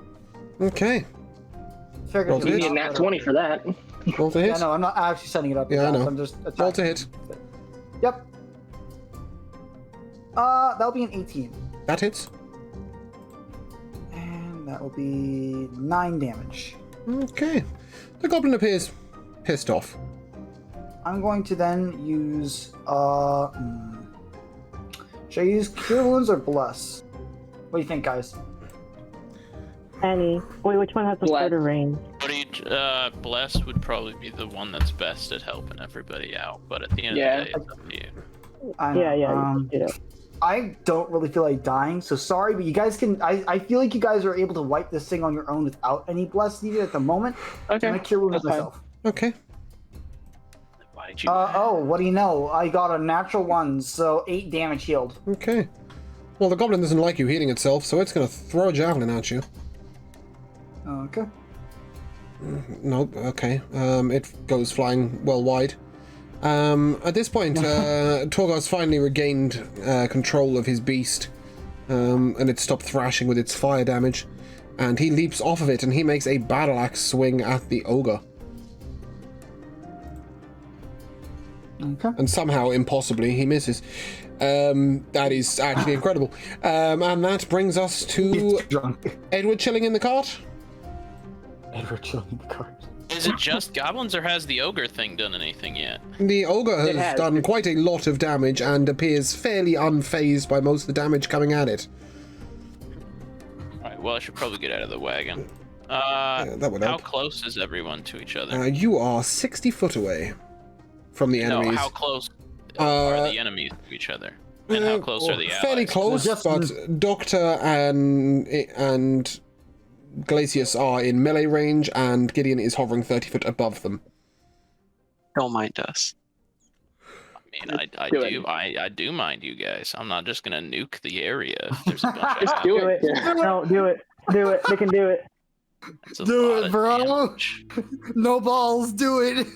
Wait, what's the range on that thing, actually? What's the... It's 90 feet, I think, or 100. Oh, yeah, that's hitting Val and Torgar. Yeah. The actual And the area of effect isn't 90 feet. The oh, no, range of that's what's the area of effect on it? is the what she area of meant. effect is a 20-foot radius, which is a 40-foot sphere. Oh, I'm fine. Couldn't I'm you fine. just aim Do up it. at like the ogre's chest?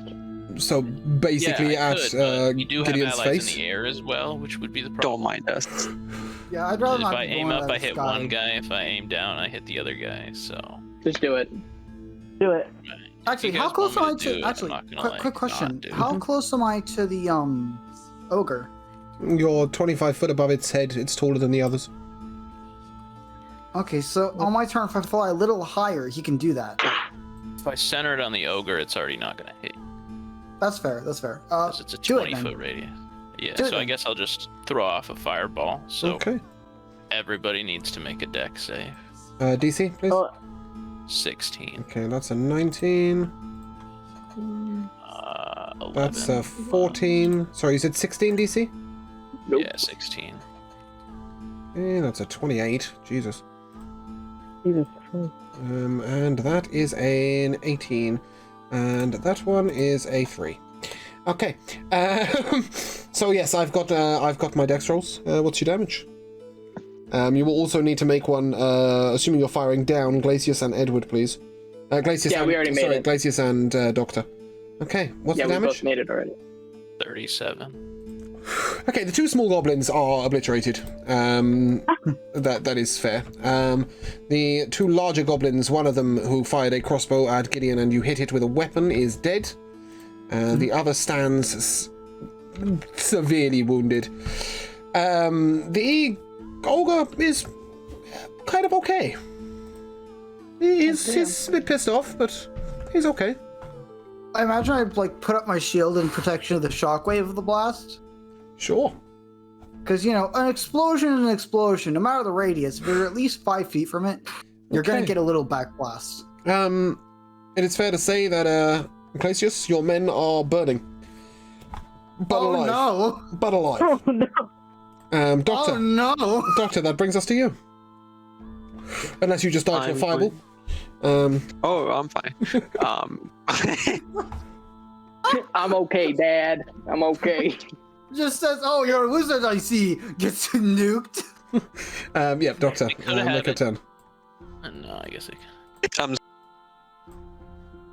Your what?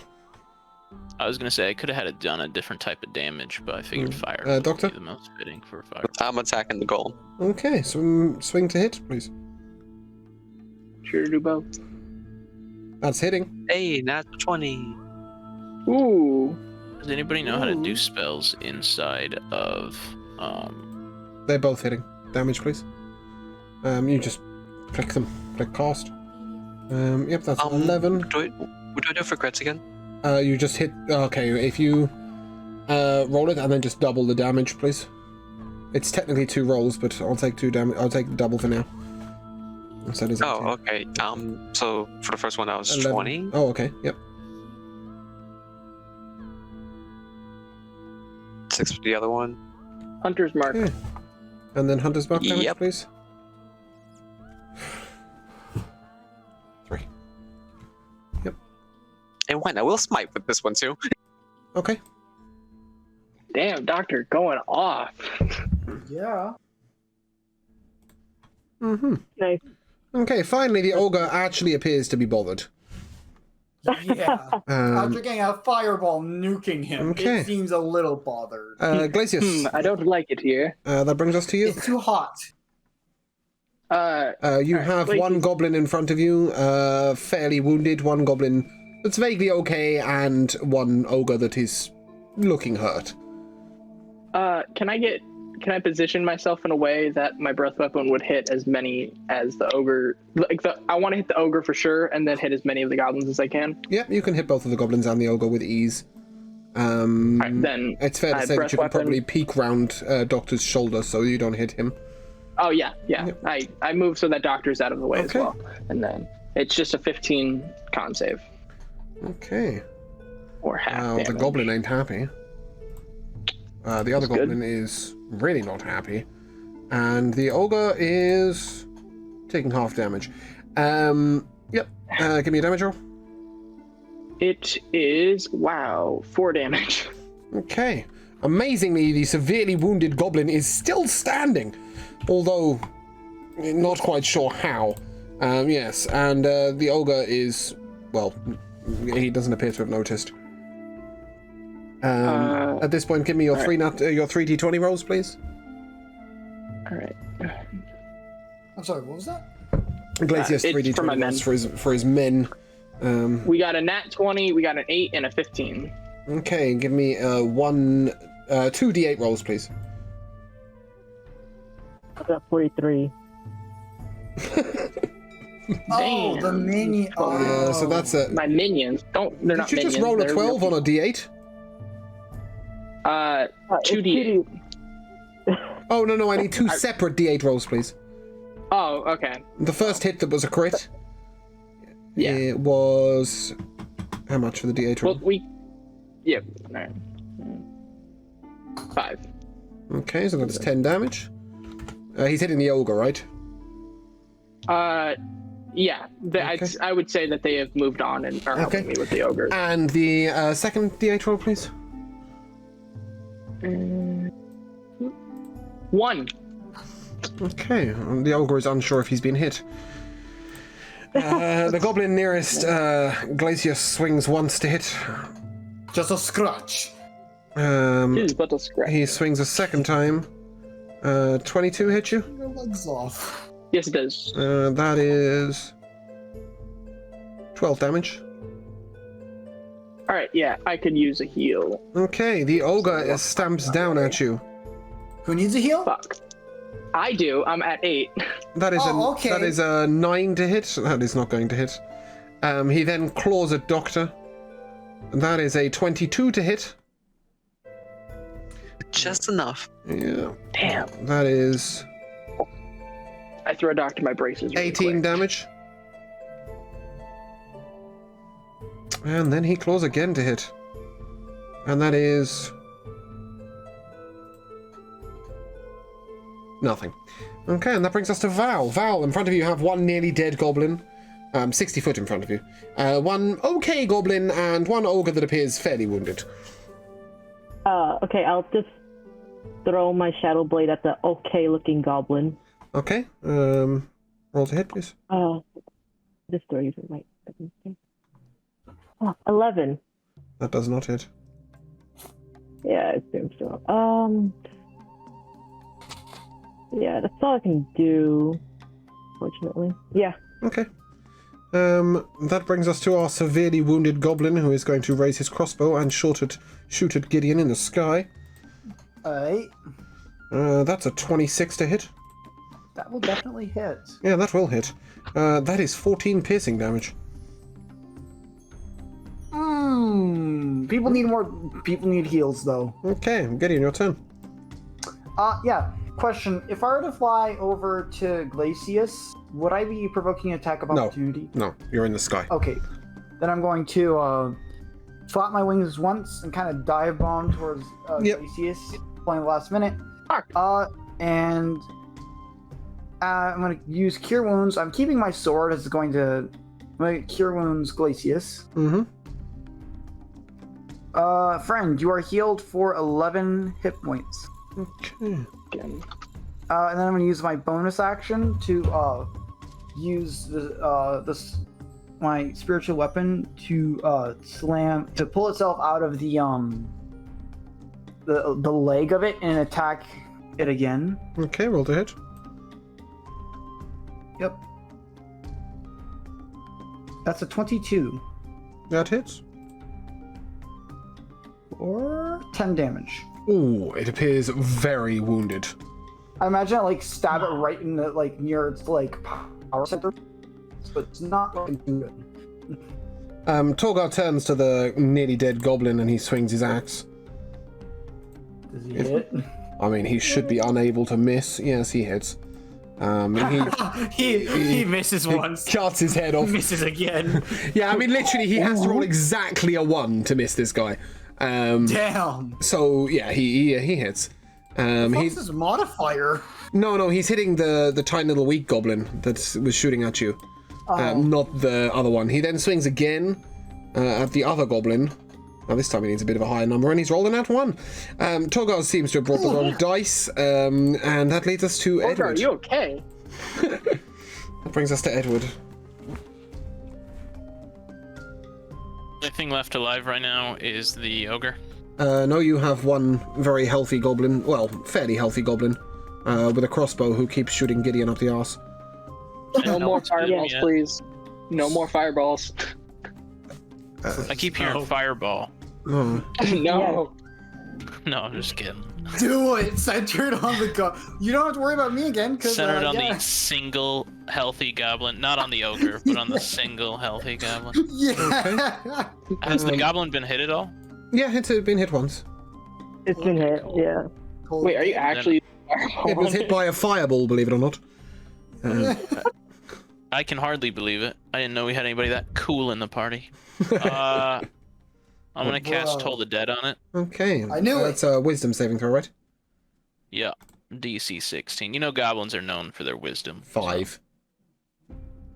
Like Well, you said. I've been wrong before. No, that's his roll, I think. That's 7 damage. Okay, he appears very wounded. And then I'm gonna just Just Toll the continue Dead hanging good out as well. away from Okay. everybody. That leads us to Doctor. Doctor, you stand with a goblin to your left and an ogre to your right. I want to adopt that goblin. I'm going to swing at the ogre. Okay. Roll to hit. Nope. I'd like to try again. 2 14s. Wow. Damn. 2 14s. Yep. And 2 swings, 2 misses. Glacius, that brings us to you. Alright, I'm gonna go into the ogre again. Okay. And you know what? This might get me killed, but I'm gonna reckless attack Okay. it. So my first one has advantage. So I heal you up, you go and get killed. fuck. Alright, 15. 15 for the first one. Nope. He has an AC of 16, doesn't he? 17. Oh my god, and 9. Fuck. Huh. I don't hit any of it. Alright, and then the 3 d20s for my men. Yep, please. Alright. So we've got Scar first. 4, 5, 6. No. Nope, just nope. The goblin takes its crossbow, and it shoots at you. Yeah. That is a 18 to hit. That's a no, right? Nope. I got Okay. 20. Our God. ogre turns to Gideon, who has flown down to Glacius' side. He swings down with his fist. That's a 9 to hit. He swings down with his other fist. That's a 23 to hit. That'll hit. I fuck. imagine I quickly flap my wings and dodge out the first one's radius, then I just don't notice the second one. That's Haha, that's dodged you. That's 7 damage. Okay. And then he's going to stomp his foot down at Doctor. That is a 22 to hit. Oh, 7. I'm sorry, Again. I'm sorry, all the ones And that you're is dealing. I'm on. 8 bludgeoning damage. And I am unconscious. Ooh. Oh fuck. Okay. Oh fuck. And Oh, that, leads no. us, Ogre, dude. that leads us to Val. Fuck this ogre, dude. Who's unconscious, right, Calisius? Yes. how close is the goblin to the ogre? Next to. Standing at its right foot. It is the goblin that raised the ogre. Okay, am I within 30 feet of the goblin? You could ride that close with ease. Yeah, I'll get there. Okay, yep. And then I cast Suggestion. Okay. On the wisdom goblin or saving the throw. ogre? Yeah, The goblin. Yep, okay. That's a 4. Okay, I'll tell it to...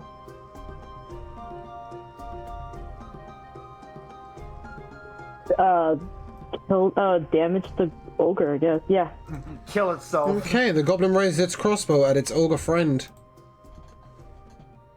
That is a 23 to hit. Damn. It fires a And it bolt through. misses. It fires a bolt straight through the underside of the ogre's chin into its brain, and the ogre falls down heavily amongst you. Standing Damn, only about is the fucking time. goblin. Gideon, we turn to you. Okay. So I'm going to go up, and I'm gonna cast. Actually, this is gonna get me killed, but it's gonna be a heroic moment. I'm gonna run up next to Wait, who went unconscious again? Doctor.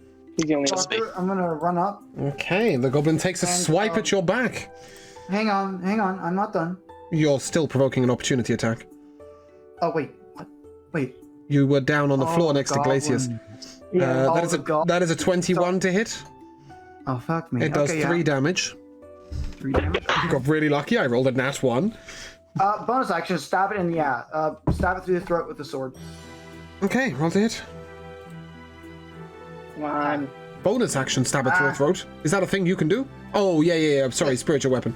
Yep, roll to hit. Yeah. That's 15. That's not hitting. Ah, Damn. god damn. These damn armored goblins, right? So Fucking. damn it. Okay. Let me look through my abilities real quick.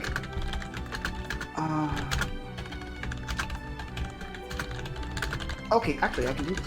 I'm gonna look at this doctor who's unconscious, right? Yep. Okay, I'm gonna use the Preserve Life Channel Divinity, Mm-hmm. and I'm going to give him 10 HP back Okay. out of my 25 pool. Doctor, rise from the ground. You are okay. And that leads us to Edward. You have one goblin standing in front of you, looking majorly wounded. And it was the little goblin? Not No, to mention Gideon no. looking like a porcupine. This was not the little goblin. This was the goblin who used his mighty rod to raise the ogre. He used his mighty rod to raise the ogre? His rod. Rod. His mighty key, rod to raise the essentially. ogre. He did. Does he still have the rod? No, it's in the back of the ogre's neck. Gotcha, and the ogre's dead. Alright. Seemingly. Anybody else feeling like a fireball is the only appropriate response? No. I'm gonna say Knock no out. because I'm at 13 HP, facing down a goblin who could easily smack You've me. also just resurrected Doctor. I do I want feel to adopt this goblin. encouraged. No, I'm just kidding. Totally dead then. Okay. Would be the obvious solution. That's Well, this 12. music is perfect. That's nope. And that's Okay. 9 more damage. It is dead. As the Also, last- Finally. rolling the wrong dice, which is unfortunate. Okay. I don't know how to fix. That's right. We I can don't know work how it to out fix later. this. D&D Beyond. Okay. It's As supposed to the, be 2d12, and it's been doing 2d8 damage the last Okay. couple of times. as the last goblin falls to the ground, they all appear to sort of clunkily begin to stand. All the goblins, not the ogre. You see bits of metal coming over them like they are constructs, and Starling screams from over the hill. Bit of help over here? I still I have run my over wings to out help. too. You do. It is Doctor's turn, however. Oh, sorry. we're still in initiative. I'm okay. rushing to Starling. Okay, as you rush to Starling, you see one wizardly-looking fella holding her in still. And with his other hand, he appears to be raising these goblins. He is Okay, great. 25 foot away from you. 25 feet? Away from Doctor, but over a small hill, which is why you hadn't previously seen him. Okay. If you don't... yeah. Doctor, it's up to you. How much would I be able to run to him? That's my question. 25 feet. It's 25 feet. Yep. Okay. Yeah, we're attacking him. Okay, roll to hit, please. Come on. That hits. Keep in mind, isn't Starling Both of those being hit. like a hostage? She's currently No, being she held. just held purse. Okay, so the first Constitution saving throw. Okay, at this point, Starling drops to the ground as your mace strikes into him. He has clearly lost concentration on his spell. Also, the goblins cease to rise. Okay. Should I smite him? He's still alive. Yes, I will. Mm-hmm. Do it. So what's your total damage, please, for the 3 hits? Well, the 2 hits and the smite. Wait, how are you hitting twice and smiting? Because paladins are busted. Smite is a bonus action, or you just do it. It's not an like action a. at all. It's not an action at all, Yeah, right? you Okay. You determine after you make an attack. it uses whether your wants to spell use a slots. smite or not. Right, he's Yeah, just it uses- using spell slots. Okay, right. I was just checking that. Cool. Okay, yeah. What was your total damage overall? I rolled 13 plus 9 plus 4. Shit. 26. 26. Oh, he's brought to his knees, but he remains alive. That brings us to Glacius. Can I use my free action just out of thing to say keep him alive? You can try. I'll try. Glacius, you charge over the hill. You see him standing there, well, kneeling there right now. He is prone. You have advantage on your attack. Awesome. First one. That hits. Are you rolling for lethal or non-lethal damage? All right, I'll just roll the first damage then. Are you rolling for lethal or non-lethal damage? I'll non-lethal, I guess. Okay. Smack him upside the head. You knock him unconscious. He falls to the ground before you, and the goblins are definitely dead.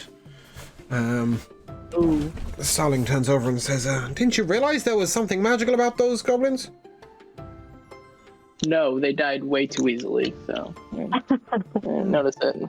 At least that ogre. Torgard turns to Starling and says, strange thing, but it looked like the goblin did the magic. There's some strange rod, and she holds up sort of 8 more rods in her hand that look identical to the one that was shoved in the back of the ogre's neck. Couldn't be these, could it? That would be it, yes. Oh, I kind of agree. We loot This is the like bodies. start pulling out the arrows. glad to see you guys alive. But you might take a little bit of a look around first, but hey. I said we loot the bodies. Okay. Yeah, loot the bodies. On their bodies, you find 5 potions of standard healing, 5 standard daggers, and a collection of about 80 rubles. Between them, on the mage, however, you find 200 rubles, courtesy of Laura and the actual monster.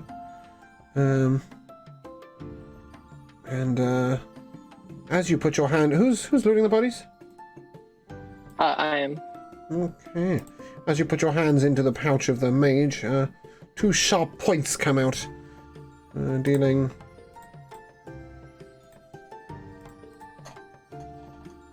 4 points of piercing damage.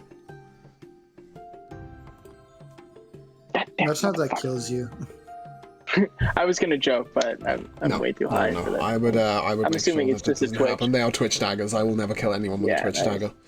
Oh, they're Yeah, I twitch see. daggers. Yeah, I'll never kill anybody with a twitch dagger, but it's a good job they didn't hit you before the fight. Okay. You stand victorious over the battlefield. I think your men are in dire need of a rest. It is currently Oh, yeah, about I- 7:30 p.m. Question? I'm going to Yeah. Go on. Oh, sorry. Go on, Evan. I want to get in within range, so I want to select. There's 3 of them, right? Mm-hmm. Let's select those 3. Val, if you come close, I can also heal you. Well, you're gonna play heal tag. Yeah, yeah. Just- because we're I'm just gonna gonna use, take a- because I was gonna we can use just rest. prayer of healing. Okay. At least get them up and allow them to, be alive. Until we can get to a rest. Because I don't know. So I can heal Gideon. Sorry, what's that? I would like to come by just to heal Gideon. I'm sorry. Could you say it one more time? I'm coming by to heal Gideon. Oh, thank you. I'll also select myself. So No. Nobody was sleeping. It was Eric who got off his horse to remain control of the carriage and make sure none of the horses yeah, ran yeah, off. Yes. Completely forgot about that. So 3 men and the Val. and Val. Okay. Torgar sort of grunts towards you and goes, "Never mind, eh?" And he swigs a potion himself. Do you guys? 24. Yeah, that looks pretty good. It's fair to say though that you're all in need of a bit of a rest. Starling says, "Are we okay to set up camp?" And she begins to, out of what appears to be a tiny pouch, pulls an entire 4 tents, and begins setting them up for you. Yeah. You guys want prayer of healing? Just quickly before. No, It's fair to say you're all we're- going to have full health and full spell slots right now, Yeah. so you. we're about to rest. Yes, you're going to take a nice long rest with prayer of healing just beforehand, just to keep you all topped up. And at that point, we are going to take a short break and return after a long rest.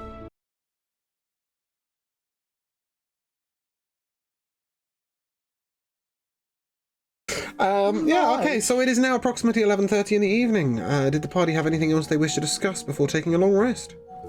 I don't think so. Yeah, I had one more thing. As I was saying, so I just wanted to say that Edward chats with Val about being a wizard and talks about being classmates back at the place, and starts asking if she would be interested in sharing spells, and then we were going to share spells. But Okay, I will allow 1 spell per long rest.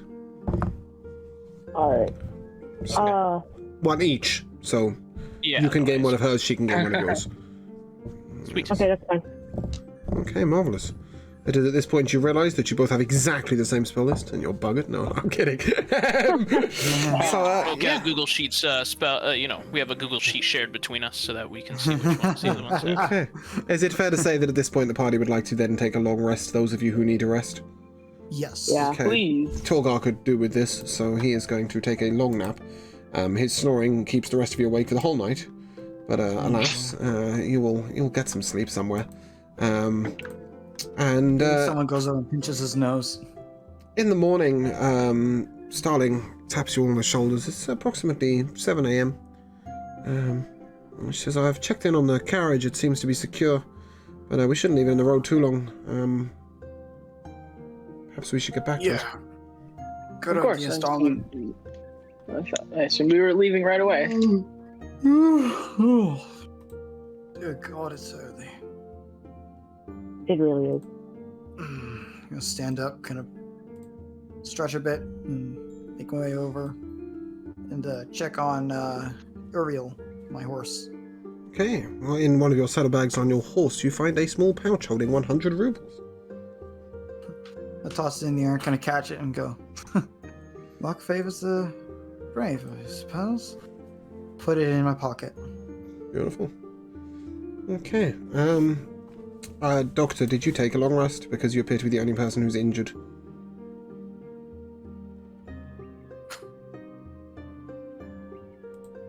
Doctor, you with us? Sorry, say that again. I was talking to somebody else. Okay, you appear to be the only person that's injured. And if you want to use your long rest. Oh, no, never mind. Sorry. No. It was just being slow to update for me. Okay, that's absolutely fine. Come early morning, you rise and you would know that you are about 35 miles away from Thraxton. The horses could make that in a day. If you set off nice and early.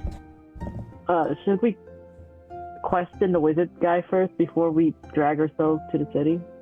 I think that would be a good idea. I think we should just go, or just take him with us, and we can question him on the way. That's Yeah, fair. Yeah, crush him into the carriage. Yeah, we'll just like punch him in the carriage. Okay, as you Yeah, go over to pick I up the have- wizard, you notice that he appears to be bleeding from the eyes, from the nose, from the ears. I didn't hit him that hard, did I? No, Cool. he was most Dead. definitely Kill not him. hurting from you. He is, however, now very dead. Oh. Well, All right. Well, guess we don't have to Must- carry him then. Let's go. my God. I'll use Sacred Flame to burn the body, just to be at least a little respectful. Would you like to have a little look at the body first, or are you just gonna burn it up? Oh yeah, no, I'm definitely checking the body first. Okay. First thing you notice is that he is carrying a small official-looking pouch with the initials RS on it. I'll take a look at that on the ride. I Okay, think to it myself. definitely contains some paperwork of some sort. Oh yeah, I'm definitely doing that on the ride. Okay. Perhaps you also notice a large black bruise on the outside of his mouth. Not that where you right? hit him. Okay. Every time I find a wound, I'm gonna be like, is that where I hit him? Make a who's investigating the body right now? Is this Gideon? I would like to. Okay, Gideon, make a medicine check for me, please. Okay, that would be a 24. Okay, at this point you realize that perhaps you need to inspect the inside of his mouth. Grim as that task may be. Yeah, I kind of grimace and just carefully pry his jaws open. Okay, as you a bit. pry his jaw open, you notice that his back two teeth on the right-hand side are missing. And there is a large purple blot there. It's fair to say you would recognize the use of a poison of some sort. It appears this was self-taken. Perhaps a cap on his tooth that was shatterable. Hail Hydra. Anyways, Okay. Okay, good to know.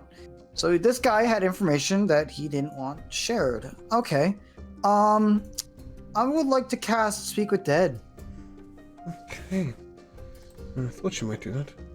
So, let's have a little look as you summon his dead corpse. There is actually a special way of doing this. Yeah, Is it that's what actually I'm just does looking into. specify? I'm gonna take out a candle and light it. And then kind of wave the incense over him. And then mouth, I can't be undead. This guy isn't undead, is he? No. I mean, he is now. Well, but yes. he but was it's because not. The corpse. No, the I corpse can is not only that of the use the undead. spell if it has a mouth and can't be undead. Yeah, no, that's correct. You can use it. Yep. Okay. So, incense go over him, go into his nose and mouth, and his spirit just kind of jumps out of the body. Okay. It stares at you. I'm gonna say, what information were you hiding? Why should I tell you?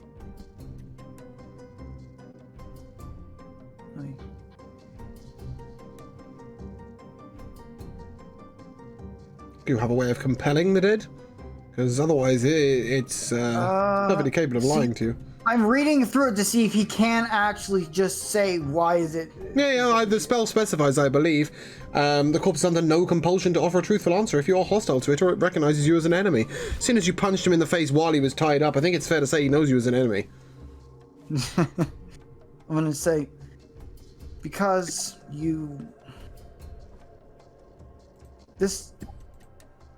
the fact that you took poison and the fact that you are carrying a very interesting trove of information, I would say, would be enough to arouse the suspicions of a person of noble heart, I'd say. Doesn't bother me. Well, I can just steal your soul and keep you hostage until you tell me.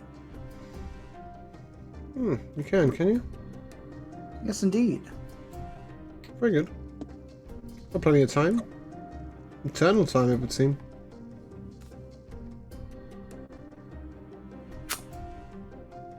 Fuck, clever bastard. Okay, not that question. That's 1 out of. I'm gonna be like, one moment. I'm gonna go over to the rest of the party. I've risen this man from the dead. Do we want to ask him any more questions?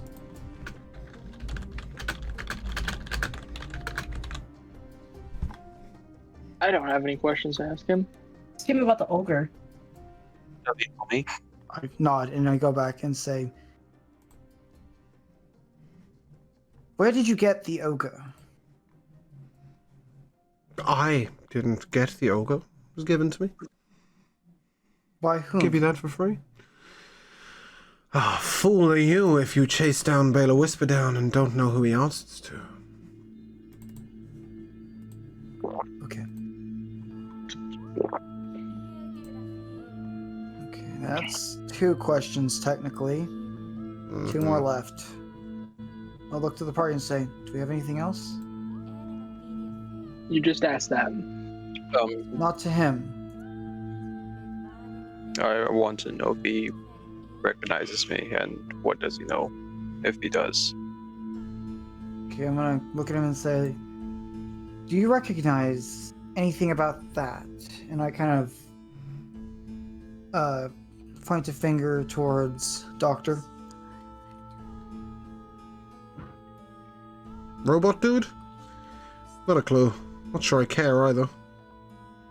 Okay, 1 more question I'll left. give you a bit for free. I was sent after your body. Told you would be Bye. on this road. And this isn't a question, it's just a confirmation, but can I ask him, or can I say, no, screw it, I'll just use the last question. Was Baylor Whisperdown he sent you? As I said, fool are you if you don't know who Baylor Whisperdown answers to. And with that, he is gone. Alright. Prepares, and just say, "You are an evil bastard, but I'm not without heart. I'll give you a noble send-off, and I'm gonna cremate the body with sacred flame."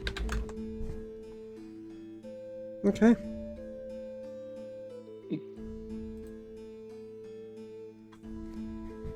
Alright. Sorry for the long bit. Back on the road now. And I guess we go off. Yep. Okay.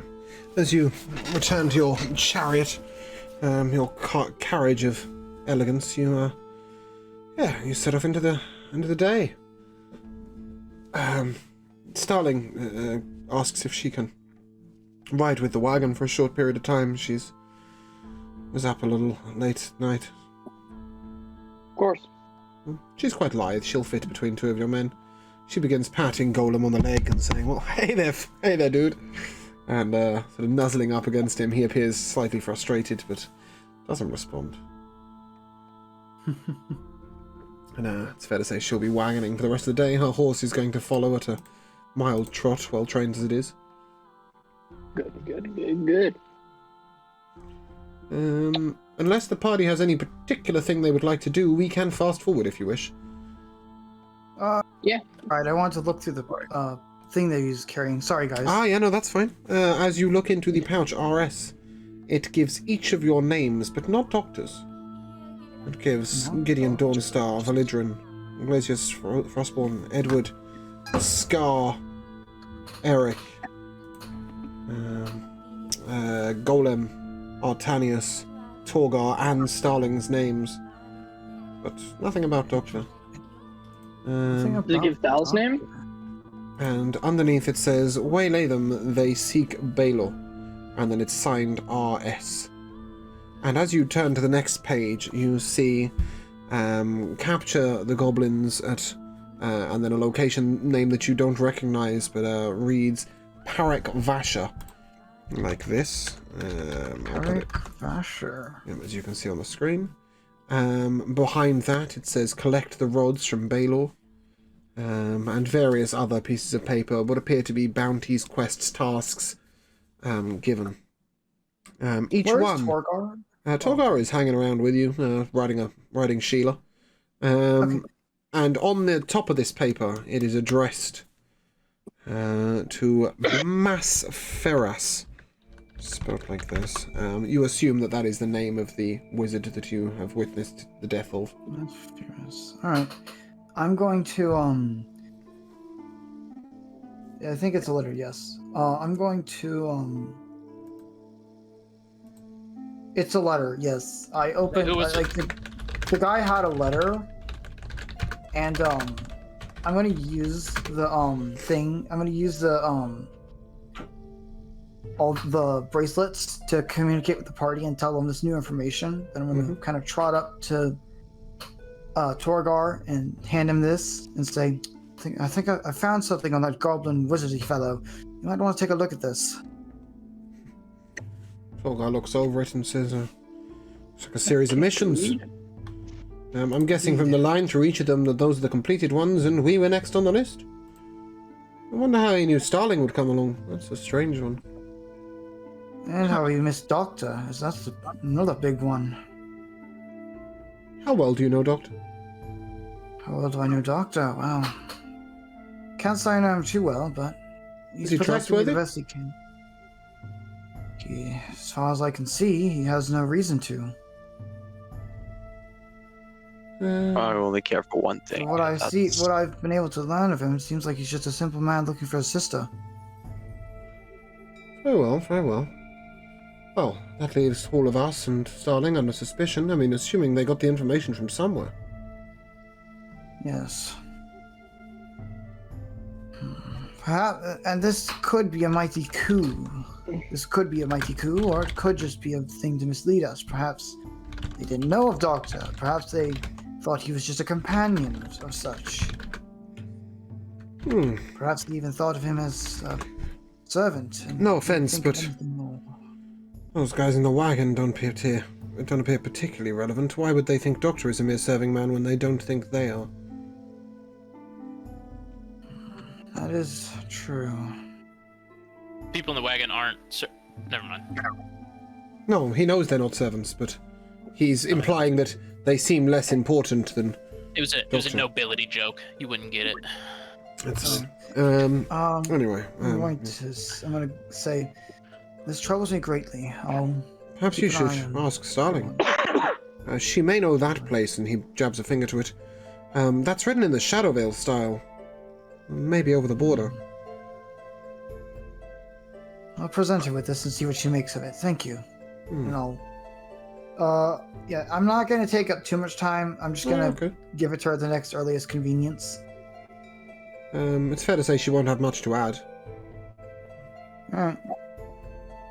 She can merely tell you that the Parak Vasha is over the border, sort of 150 miles or northeast of Imildariak.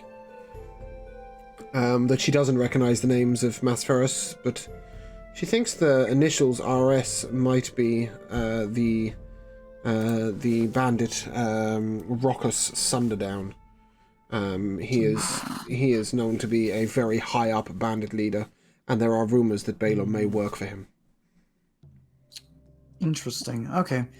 I'll keep all this in mind. She also mentions she asks the men that Glacius brought back. They were captured, no? Yes.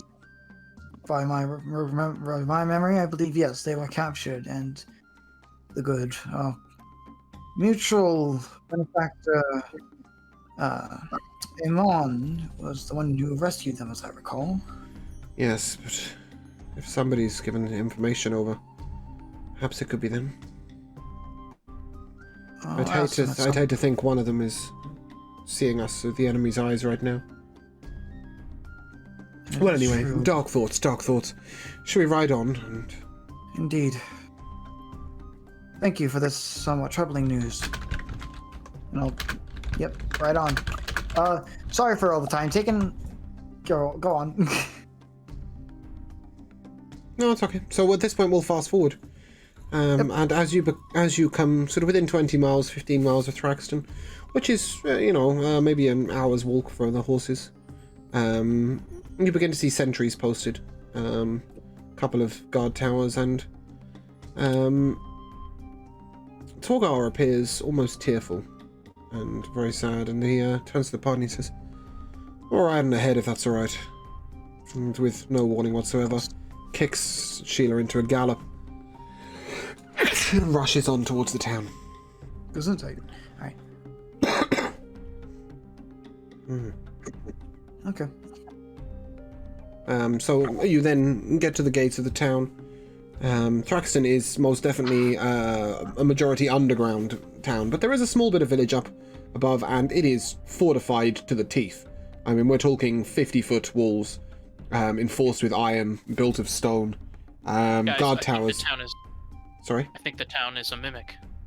It has teeth. Every 10 foot you see a guard tower. The gate is humongous, iron barred, made of large wood. Yeah, etc. Out of character, I'm not surprised, being dwarves are naturally very suspicious people. Of course, if you're going by D&D lore. But in character, my guy is like, seems a bit overprotective, but I mean, the Shadow Veil is the Shadow Veil. They're on the border, you know, Starling says. And, Yeah, and like a majority of the world has been conquered already. I don't know if there's such thing as like being too cautious. Starling turns to you, Edward, and says, "Oh no! Thraxton's been fortified like this for thousands of years. Yeah, exactly. And long I mean, before the there are Shadow Veil." wyverns flying around too, so. Yeah, Well, they it's have the foresight. Wait a minute. A tower without a wall, like a town without a wall, just isn't gonna last. Yeah, and not to mention, the dwarves like to build. It keeps them busy. Yeah, and there's that. Well, lass, perhaps we should speak to the gate guard. And a man is training a crossbow on the group from up in the guard tower, and he shouts down, "State your name and business!" Gideon Dawnstar. We're here to visit the Gutbusters. Oh shit, are you the poster dude? Wow. Yes, they got my nose wrong, but yes. Anyway, well, Torgar said you'd be coming. Come on in. Poster dude. And the gates swing wide open towards you. And what you see Why were is, you gonna shoot us then? well, he doesn't know what you look like. He wanted your name and business. The gates open out before you, and what you see is a small mining village and then as you look across, sort of half a mile in front of you are doors that enter into the mountain. And if you thought the gates that you originally saw were impressive, these stand 150 foot tall. And within them appear to be a smaller set of gates, only 5 or 6 foot tall. They are sort of, there is a large wall before them, forcing people to walk through single file before they can then enter through the doors. And they are wreathed in gold, silver, mithril, adamantine. Gold? Yes. Real gold. Right out of the is chat. paranoia. That's alright, Kai's trying to fix something. Oh, sorry, I didn't see that part. Okay. As we're writing, I want to kind of speak with Edward a bit, either while we're like writing single file or somewhere else. I'm gonna say to him, you mentioned the wyvern. Did you mention that to the whole party actually? I said that. And Glacius Yeah, I is didn't the see party. that. From the wyvern. Glacius, sorry. I wanna. I'm inside the wagon. I was Oh, actually sorry. wondering. I'm sorry, Yes, I don't yes. want to interrupt you guys, but Okay. this is something Go about on, before the Edward, town. one first. Yep. Yeah, I was just gonna say, I was gonna ask if, because I assume it was from the time we woke up at least a X number of hours before we got to the town. 7. 7. So I was gonna ask Val if she wanted to sit in the wagon as well, so we could keep going over. Yep, over okay, spells I'll and allow a maybe second exchange. spell exchange during that time. It is You're now welcome. 2 p.m. And the guards surround your carriage and say, I do apologize, but you'll have to dismount here. Stables on your left, you can stable your mounts. Very good, Cool. sirs. Get off the yeah. horse. Yep. And lead Uriel to the stables. Okay. As I'm doing that, I want to activate the wristband and talk to Glacius. Mm-hmm. I'm gonna say, you mentioned a wyvern in town.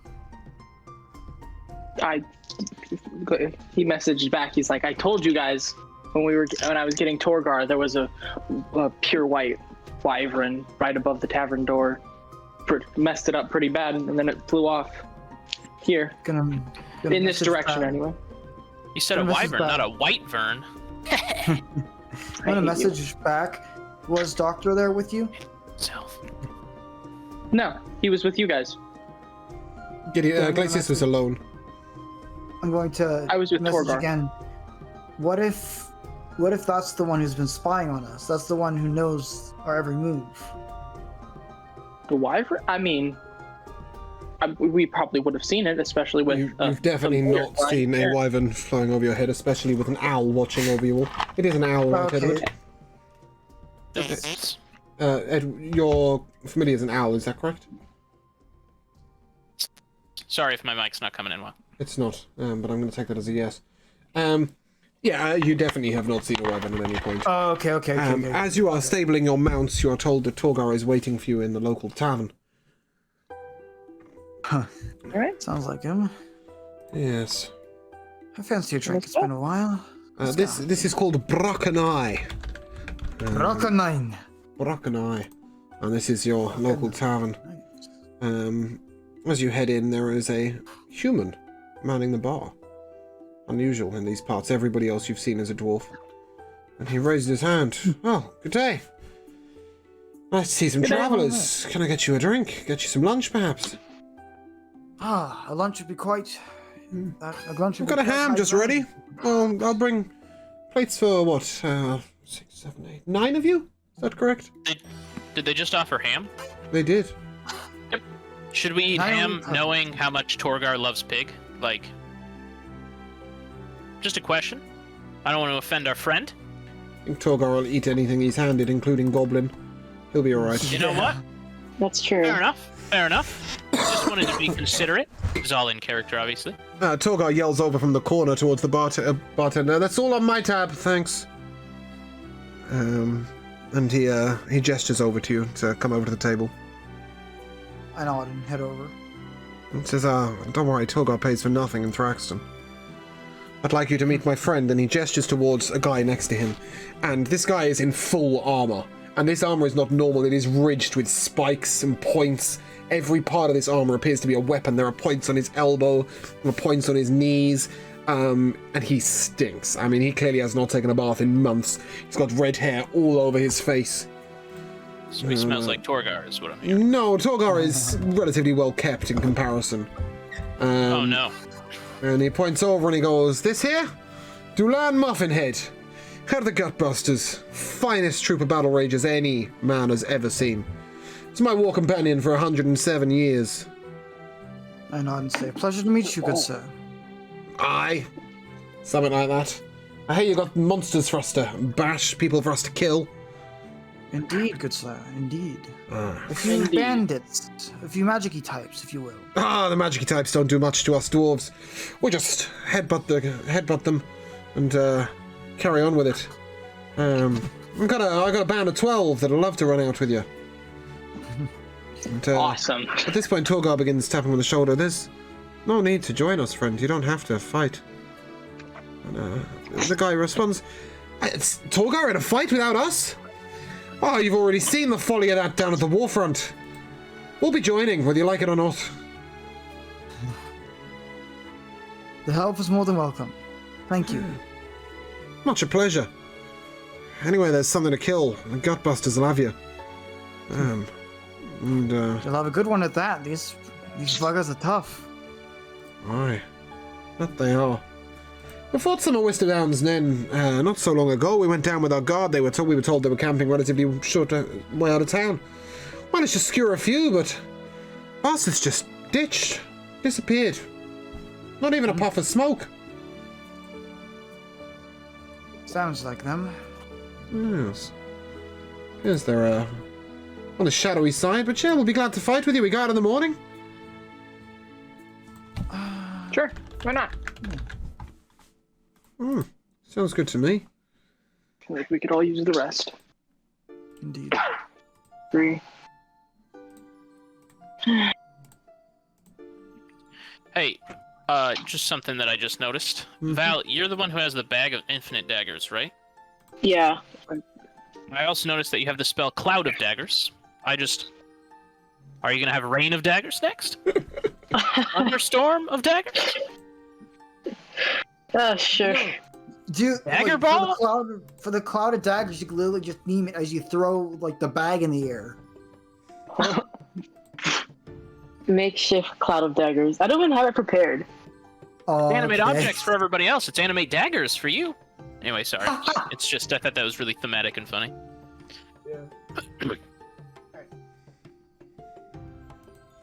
Took the liberty what of we're gonna do now? getting your rooms at the inn. If it's not a problem, well, non-dwarves aren't really allowed into the main city, I'm afraid. That's fair enough. Suspicions are high nowadays, and I can fully understand why. If I wanted to Edward go was somewhere, fully prepared for dwarves to be racist, so it's like, My he is not I at all agree. surprised with the racism. character just passes it off as suspicion of the Shadowfell because he's never actually encountered a dwarf before, Torgar. Yeah, and Shadowfell never affects dwarves, you know. Of course. As far as you're aware, it doesn't. See what I mean? Oh. I was right on the money. Didn't mean to be, but right on the money. That's Lucky just how guess. smart Edward is. I absorbed that. He's so smart, he's predicting the future. Yep. Alright. Yeah, I'm gonna let the RP pass between someone else so I'm not dominating it. Yeah. Gideon's just, or not Gideon. Lacey's is just gonna ask. You don't want to RP anymore? I'm going to RP your character instead. Let's go. If I wanted to go somewhere to, like an armorer, to procure some weapons, where is there any place above ground here that I could do it, or nothing above ground apart from a tavern and some sort of simple provisioners, unfortunately. Does anybody have disguise self? Maybe? Gideon has his cloak. I have Because the spell disguise self can definitely be used to make yourself look like a dwarf. So, just an idea. It's actually Alright. yourself. Well, Same difference. then you might be useful later. But if anybody's got disguise self, they can they can use that. I'm assuming this conversation will be being done through like the wristbands. Yeah, Sure. anything that sounds like Yeah. it could get me in trouble through the wristbands that I hope aren't the way that they're spying on us. Yeah. I can guarantee you 100% they're not. Awesome. Thank you. I'm like 'cause I 10 really- times more sus. I'll now, give you that's all that I'm for saying. free. There is absolutely no way they are using those. I think DM's lying. No, I say we cast them in Mordor. No, it's fine. Alright.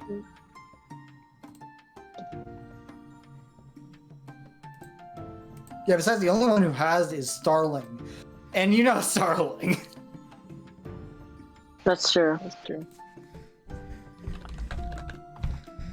Okay. Well, So there's nothing else we want to talk about.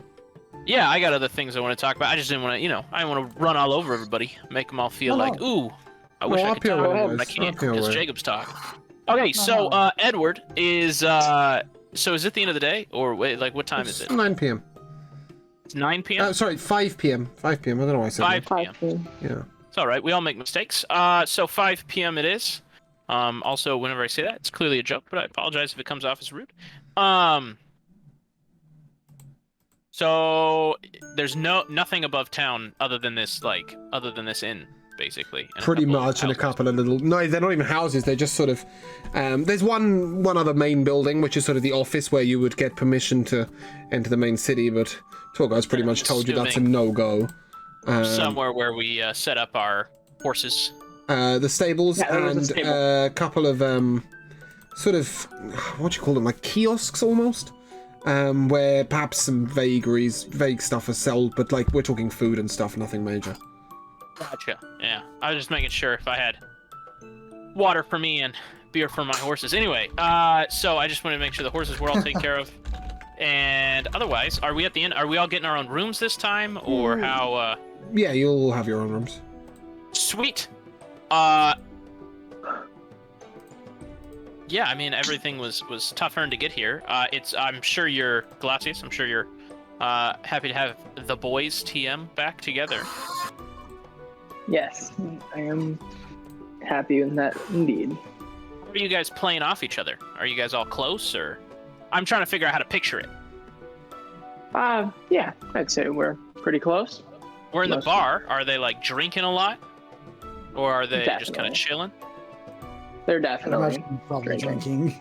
definitely Yeah. drink. Yeah. They just got back from, almost slavery, so. Yeah, I get that. I mean, they're Yeah. barbarians. I didn't know if they were barbarians or beer-barians. You know what I mean? Oh So gosh.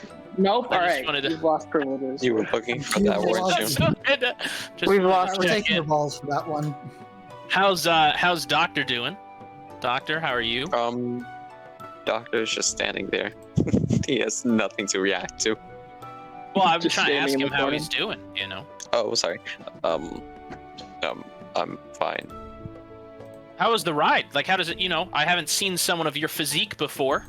Do you oil yourself? Is that how you keep the gears going, or is it gears all the way down, or is there a person in there? What I don't mean to be rude, just curious. I think we've come to know each other and rely on each other's for life or death situations enough times now that I could be able to ask. I'm holding my book at the same time. What I don't know much myself. I do know that my body doesn't require much maintenance, and I used to be human before this. You used to be That's why human. I'm looking for I'm my sister. scribbling notes. Do you remember anything from back when you were human? Just my sister and people I knew I weren't so well with. Just a few people that you knew, but nothing about your life.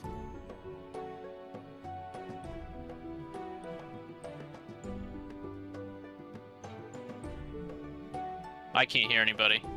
Yeah, he's gone. No, I'm sorry. No, I don't remember anything else other than that.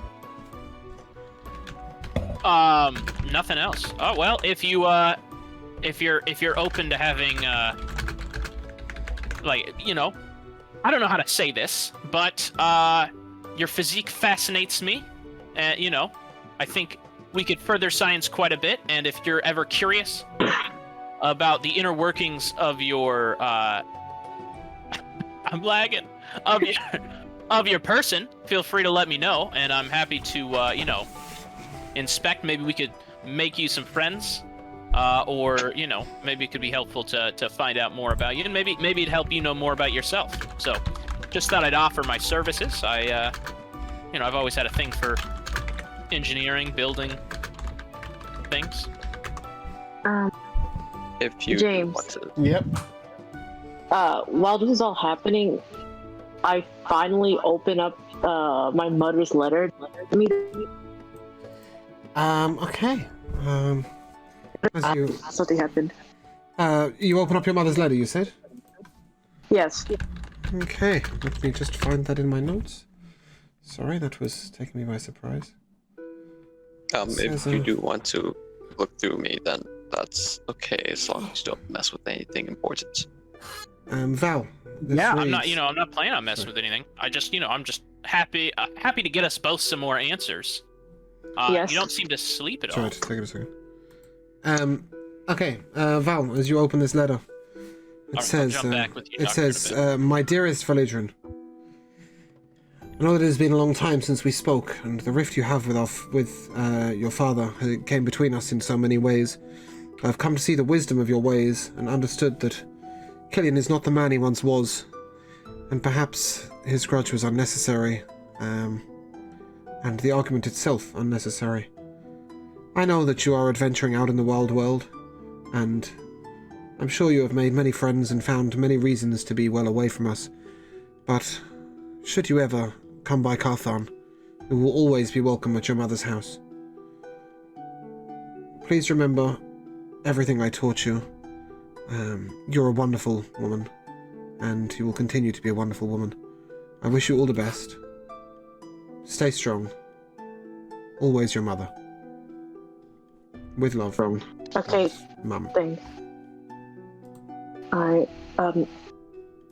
Yeah. Sorry, I need to. Val is distraught with tears. Oh, I doubt it. I doubt it. Val is currently joke deciding whether based to off light the, it on fire. Val is actually having some audio issues. So Yeah, we'll no, give that her a was moment. it was. Yes, Yeah, it was the let's joke give him that the they real. couldn't respond. So yeah, I shall return. Edward and Doctor, you were conversing. You may continue. Yeah. Well, I just wanted to say, it doesn't seem like you sleep at all. Anything, you know. Is there anything else interesting about your... I mean, I'm just excited to know more, you know, that's all. Well, I know I'm a machine now. I used to be flesh. That's really much I know. I guess I can see better. You can see Now I better. realize. You Yeah, don't I'm have to back. sleep. Welcome back, Val. No. Did you manage to catch I mean, what was that's said in the pretty- letter? That's No, someone was calling me. Oh, sorry. It's alright. We shall revisit that moment, as it was a little special. It says, My dearest Felidrin, I know that we fell apart over the rift with your father, but I've come to realize that Killian is no longer the man he was when I married him, and he was in the wrong. I don't want there to be any rift between us. I know that you have probably found many good things and many good reasons to be in the wider world, and many good reasons to stay away from home, but should you ever be in Carthan, please know you will always be welcome at the house of your mother. And you'll know where to find me. Killian now lives... Your father now lives within the Magus Arcane. Stay strong. Remember all I taught you, and remember you're an incredible woman. With love, always, your mother. I sort of fold it up and sort of stick it into my bag and don't really think much about it. No, didn't think you would. Somebody suggested that you were in tears. I said I doubt it. The joke I was making was Yeah, because yeah. she couldn't keep talking. Yeah, I know. Her character just... But it was just, yeah. I thought Oh that was my Killing God. me, Smalls. Killing me. You're killing me, Smells. But it's fair to say that the most important bit of information on the letter is that should you wish to go home and collect any of your original belongings, etc., your house where you grew up no longer contains your father and never will. Alright, that's good to know, I guess, when we visit. Yeah. Get that. When you Sorry. visit Mum. Dr. Edward, you were... actually, just before Dr. Edward, Glacius, can you make a perception check for me? No, he can't. No, I'm just like... I guess I can't. Ah! That's a nat 1. Okay. You Where are we, didn't you didn't notice at any point, and you haven't seen him leave. But as you go to speak to your men, you notice Eric isn't present. Wait, Eric, Eric the human. Yes, he's not present. Gar, where'd Eric go? I don't know. So he was gonna get another drink. It was a couple of hours ago. Oh, that's not good. It's me. Not again. All right, I'm gonna go Not again. track him down. Where are you gonna try and track him down? I'm gonna ask around, ask the barkeep if he saw Eric. Okay. Yeah. You give the barkeep a good description, I'm assuming. The barkeep says he hasn't seen him at all this evening. Except for when you I'm first gonna- came in. I'm gonna go outside to this and check on the stables and the horses. Make a dexterity saving throw. Ooh. 23. Oh no, is that Okay, a dwarf attempts to punch you in the side of the gut, but you step back and avoid it. You turn to him, and he sort of attempts to charge you down. Just, Glacius, roll initiative, please. All right, here we go. Oh, this is gonna go well for the dwarf. That's a 10. Okay. Oh, no. He charges at you, and he grapples you. Make an athletics check for me, please. Ooh, I got really good athletics. 10 rubles says he makes it out 25. without even taking damage. Okay, you are grappled to the ground. What the fuck did he yeah. make? Oh, And that's what? 26. Oh, okay. Oh, He beat me by 1 point. He Damn. grapples you to the ground and attempts to tie your hands, but he cannot quite manage it. You both lie prone upon the floor. Did we hear this? No. It's Okay. outside. This is a rowdy dwarven tavern. You Oh, cannot hear okay. shit. All right, this is outside. Gideon has I assume good this was ears. happening in the tavern. No. Tavern for a He second? head outside. Yeah. I thought you headed outside. Is it? Yeah. Yeah, I was heading outside. Yeah. So he I didn't know if this that is was just happening outside the before. door. All right. Is it my turn? It is. I'm gonna attempt to break the grapple and get him the fuck off me. Hey, give me a second athletics check, please. You're trying to beat a 14. I got a 27. Does that beat it? Yeah, that does. That does. You managed to break the grapple and push him away. Still your turn, though, it's fair to say. Was that my action, or? No, do you know what? I'll just leave that as free. That was just free. You just made a saving throw, effectively. Alright, and then I'm just gonna punch him. Okay, may I roll to hit, please? First one is a 22. That hits. The second one is a 15. Okay. Your first one, roll for damage, please. Or is that just a 4? It's just flat 5 damage. 5. Okay. So the first one hits him upside the chin. Ouch. The second one, it swings wide over his head, but it connects despite appearing to hit thin air. This guy's alter self. Okay. That's I don't have a. He falls back to the ground. He falls back to the ground. Make an investigation check for me, please. This guy's a human, isn't he? That's 7. He's 7. Eric the human. You notice that his face appears to be morphing, but you don't really understand what's going on. He stands up and takes another swing at you. That is a 20 to hit. That hits exactly. Okay, you take 4 damage. And a 7 to hit. That ain't hitting. Nah, that ain't going to hit. That's a nat 1. And at this point, the guards appear to be coming over, but they don't appear to be trying to stop anything. In fact, they seem quite amused. And they're sort of standing around, sort of cheering a little bit. At this point, lads in the tavern, you can probably hear this. I'd go out and see what's happening. Okay, as you go out, you see a dwarf that is sort of changing height during the course of the fight, swinging wildly at Glacius. And Glacius, it is your turn. Well, I didn't want to do this, but fuck it. I'm gonna go into a rage, and I'm just gonna punch the shit out of him again. Oh my god, we're gonna get kicked out. While raging, you have advantage on strength checks. You have advantage on getting out of the. He's out of the grapple. He's out of the grapple. Oh, okay, gotcha. Okay. Alriady. Swing of the bitch. Can I cast Bless on him? Evan, I don't think we know what's going on. No, you just know he's. No. You've just made it to the door. You're all watching, but the guards are ringed around them. But right now it is most definitely Glacius' turn. So Glacius, you're swinging. Oh, okay. Yeah, it was 20. Yes. It was 21 and a 23. You're hitting twice. All right, he takes 12 damage. As your first punch connects, his face sort of morphs, and you see a hip. His face literally turned into a hip briefly, and then back to a face. Your second punch lays him out cold on the ground. He's a doppelganger changeling.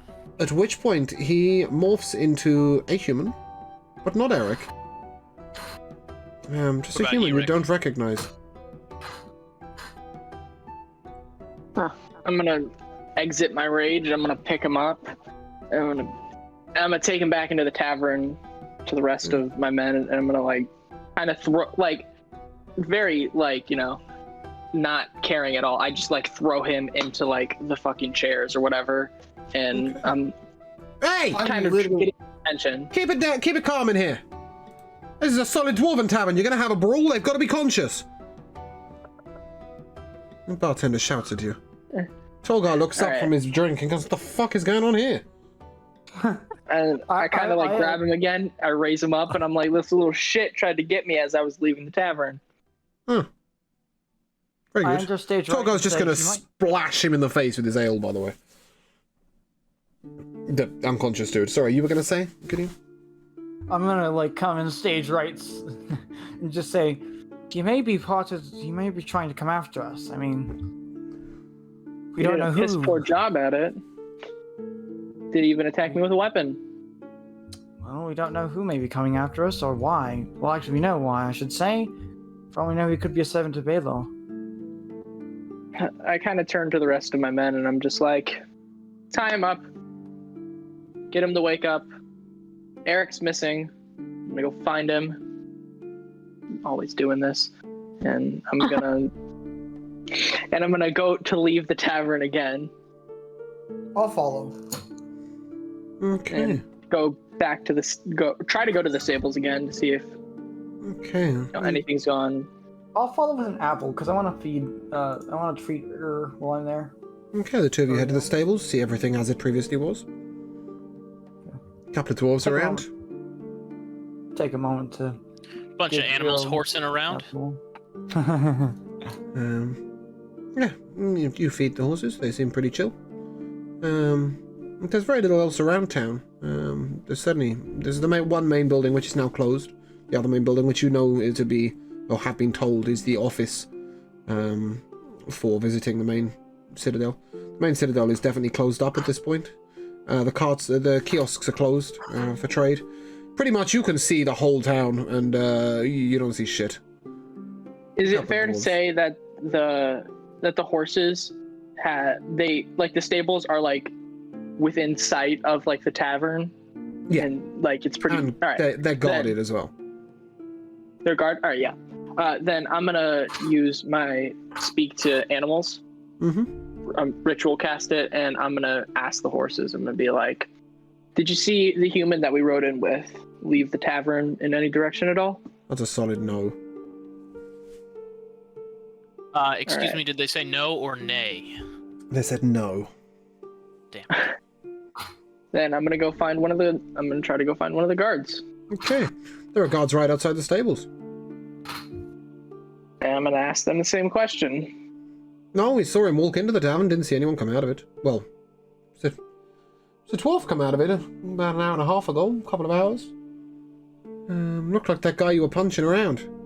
That's all. Which way did he go when he left? He was sitting on the bench outside, and then as you came out, he attacked you. Seemed like a good brawl to me. You did well, you handled yourself well. Thank you. I want Glacius kind of just ponders to himself, wondering. I want to mention to Gideon, if he's able to change his appearance with magic, then he's a magic user, and perhaps he has a way of hiding Eric from others' sight. Possibly. Eric was never really a big fan of magic, so I doubt that he would have wanted it. But there is always the possibility of Shadow Veil and trickery with that. That is true. It is on the border after all, and if he disguised himself to look like a dwarf and gave a false name, he could easily have entered. That Okay. is true. The rest of the party, the human is now coming round.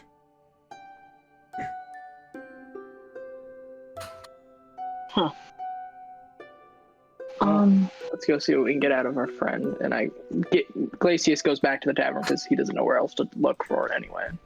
I'll follow him after giving an apple to Uriel, which means we'll be about 10 minutes behind. Okay. Well, he's come round in front of the rest of the party. Do they have any questions for him?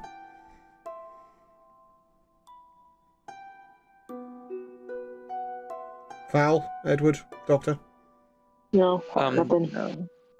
Not Eric relative. Came Well, by? no, the person who we knocked unconscious and was grappling our friendo has just come back to. Yeah, I mean, if you No, that succeed, guy. it's a group effort, and if you fail, it's on you. So, I'm just kidding. Obviously, I misspoke, but I'm just recapping what happened. But anyway, so he's coming back conscious. Mm-hmm.